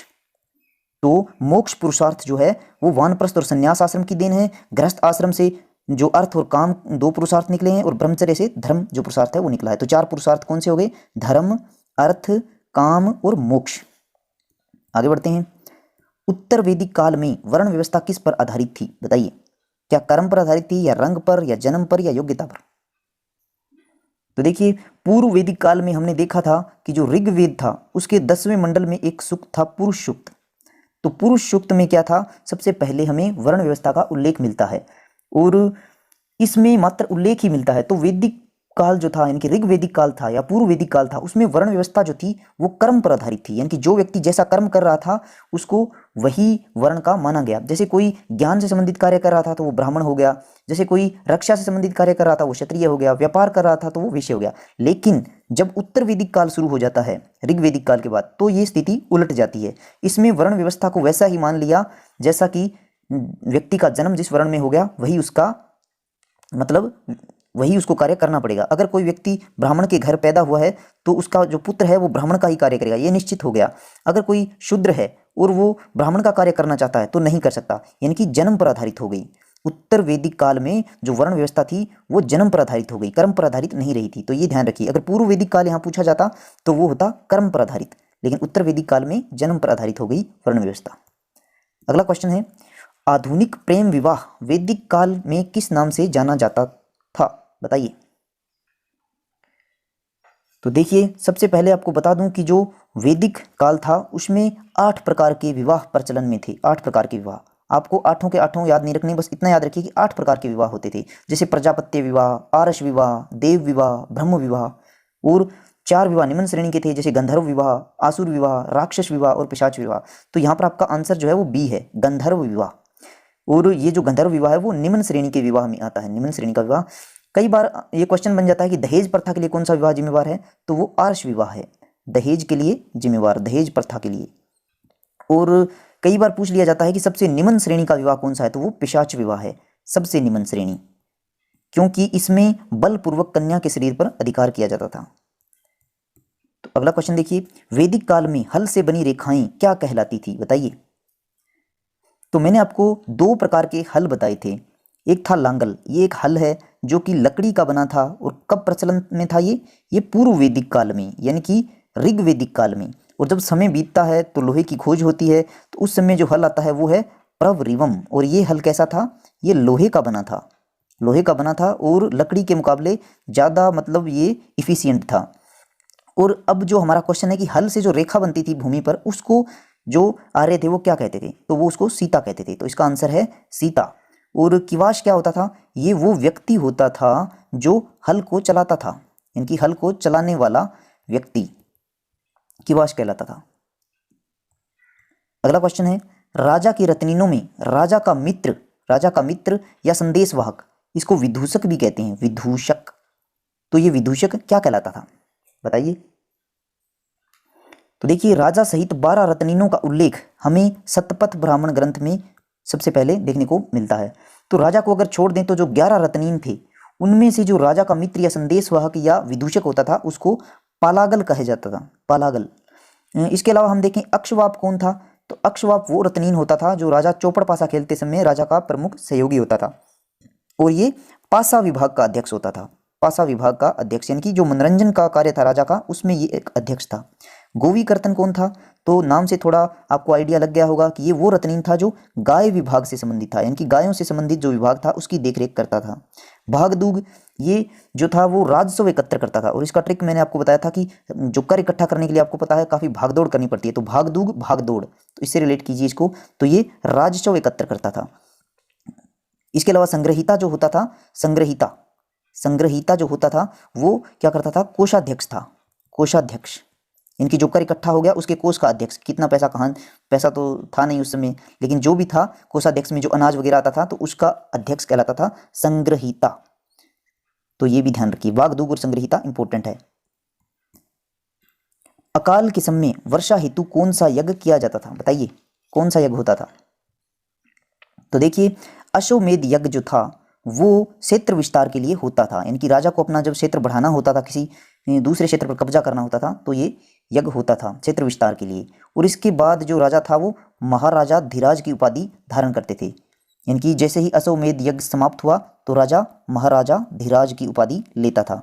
और जो राजसूय यज्ञ था, जब कोई राजा नया राजा बनता था, राजपद ग्रहण करता था, यानी कि जब राज्याभिषेक होता था किसी राजा का तो ये यज्ञ करवाते थे, राजसूय यज्ञ। और वाजपेयी यज्ञ, इसके बारे में हम देख चुके हैं कि जनता की तुलना में राजा को विशिष्ट दिखाना होता था कि भाई राजा तो ईश्वर तुल्य है, तो विशिष्ट दिखाने के लिए राजा को ये यज्ञ होता था। और इसमें क्या होता था, वाजपेयी यज्ञ में एक रथ दौड़ होती थी, एक रथ दौड़ का आयोजन होता था और जैसे भी करके राजा के रथों को जितवाया जाता था ताकि राजा ऐसा लगे कि राजा तो सर्वशक्तिमान है। तो हमारा आंसर जो है अकाल के समय वर्षा के लिए जो यज्ञ होता था वो था किरीरिष्ठ यज्ञ, तो आंसर है इसका डी, किरीरिष्ठ यज्ञ। अगला क्वेश्चन देखिए, किस वेद को ब्रह्म वेद या शत्रवेद कहा गया है, बताइए। तो ये वेद है अथर्ववेद, अथर्ववेद को ब्रह्मवेद या शत्रवेद कहा गया है और इससे संबंधित जो पुरोहित था वो भी ब्रह्म ही था, तो इसको इससे भी आप जोड़ के देख सकते हैं। तो अथर्ववेद से संबंधित बहुत सारी बातें मैं आपको पहले ही बता चुका हूँ। इस वेद में अपने अलग अलग विषय के चलते, इस वेद के अलग विषय होने के चलते इसको त्रि में शामिल नहीं किया गया है, त्रि में केवल 3 वेद हैं। और इसके अलावा हम देखें तो सबसे पहले गोत्र शब्द का जो उल्लेख मिलता है वो सबसे पहले अथर्ववेद में मिलता है। पशुपति शिव का साहित्यिक उल्लेख जो हमें देखने को मिलता है वो भी अथर्ववेद में देखने को मिलता है। और इसके अलावा हम देखें तो कृषि एक वैज्ञानिक थे पृथुवेन्य का उल्लेख भी अथर्ववेद में है। और इसके अलावा जो पशुओं की वृद्धि की कामना, पशुओं की वृद्धि हो इसकी कामना भी अथर्ववेद में देखने को मिलती है। इसके अलावा अंग और मगध का जो क्षेत्र था उसका सबसे पहले उल्लेख भी अथर्ववेद में है। और एक इंपॉर्टेंट बात, हाँ, राजा का जो निर्वाचन होता था कि राजा का पद वंशानुगत नहीं था, निर्वाचित था, तो राजा का निर्वाचन का उल्लेख भी अथर्ववेद में मिलता है। तो इन सब जो मैंने अपने यहाँ 6-7 कारण लिखे हैं इसकी वजह से अथर्ववेद चर्चा में है। तो ये पॉइंट कभी भी पूछे जा सकते हैं, आप ध्यान रखिए इनका। तो इसी के साथ ये वीडियो यहीं समाप्त होता है। हमने पूरा वैदिक सभ्यता 105 क्वेश्चनों के माध्यम से अब तक कवर कर लिया है। इनके 105 क्वेश्चन पूरे हो गए हैं। मुझे नहीं लगता कि इतना डिटेल में पढ़ने के बाद इस टॉपिक से कोई प्रश्न आपका गलत होगा। अगर आपको मेरे पढ़ाने की जो शैली है वो पसंद आ रही है तो कमेंट सेक्शन में लिखिए। अगर आप इसमें कुछ बदलाव चाहते हैं तो भी लिखिए, मैं पूरी कोशिश करूँगा कि आपके कमेंट के अनुसार अपनी शैली को बदलूँ और कुछ इंप्रूवमेंट करूँ इसमें। तो इसी के साथ आपसे विदा लेता हूँ, मिलते हैं नेक्स्ट वीडियो में, तब तक के लिए धन्यवाद।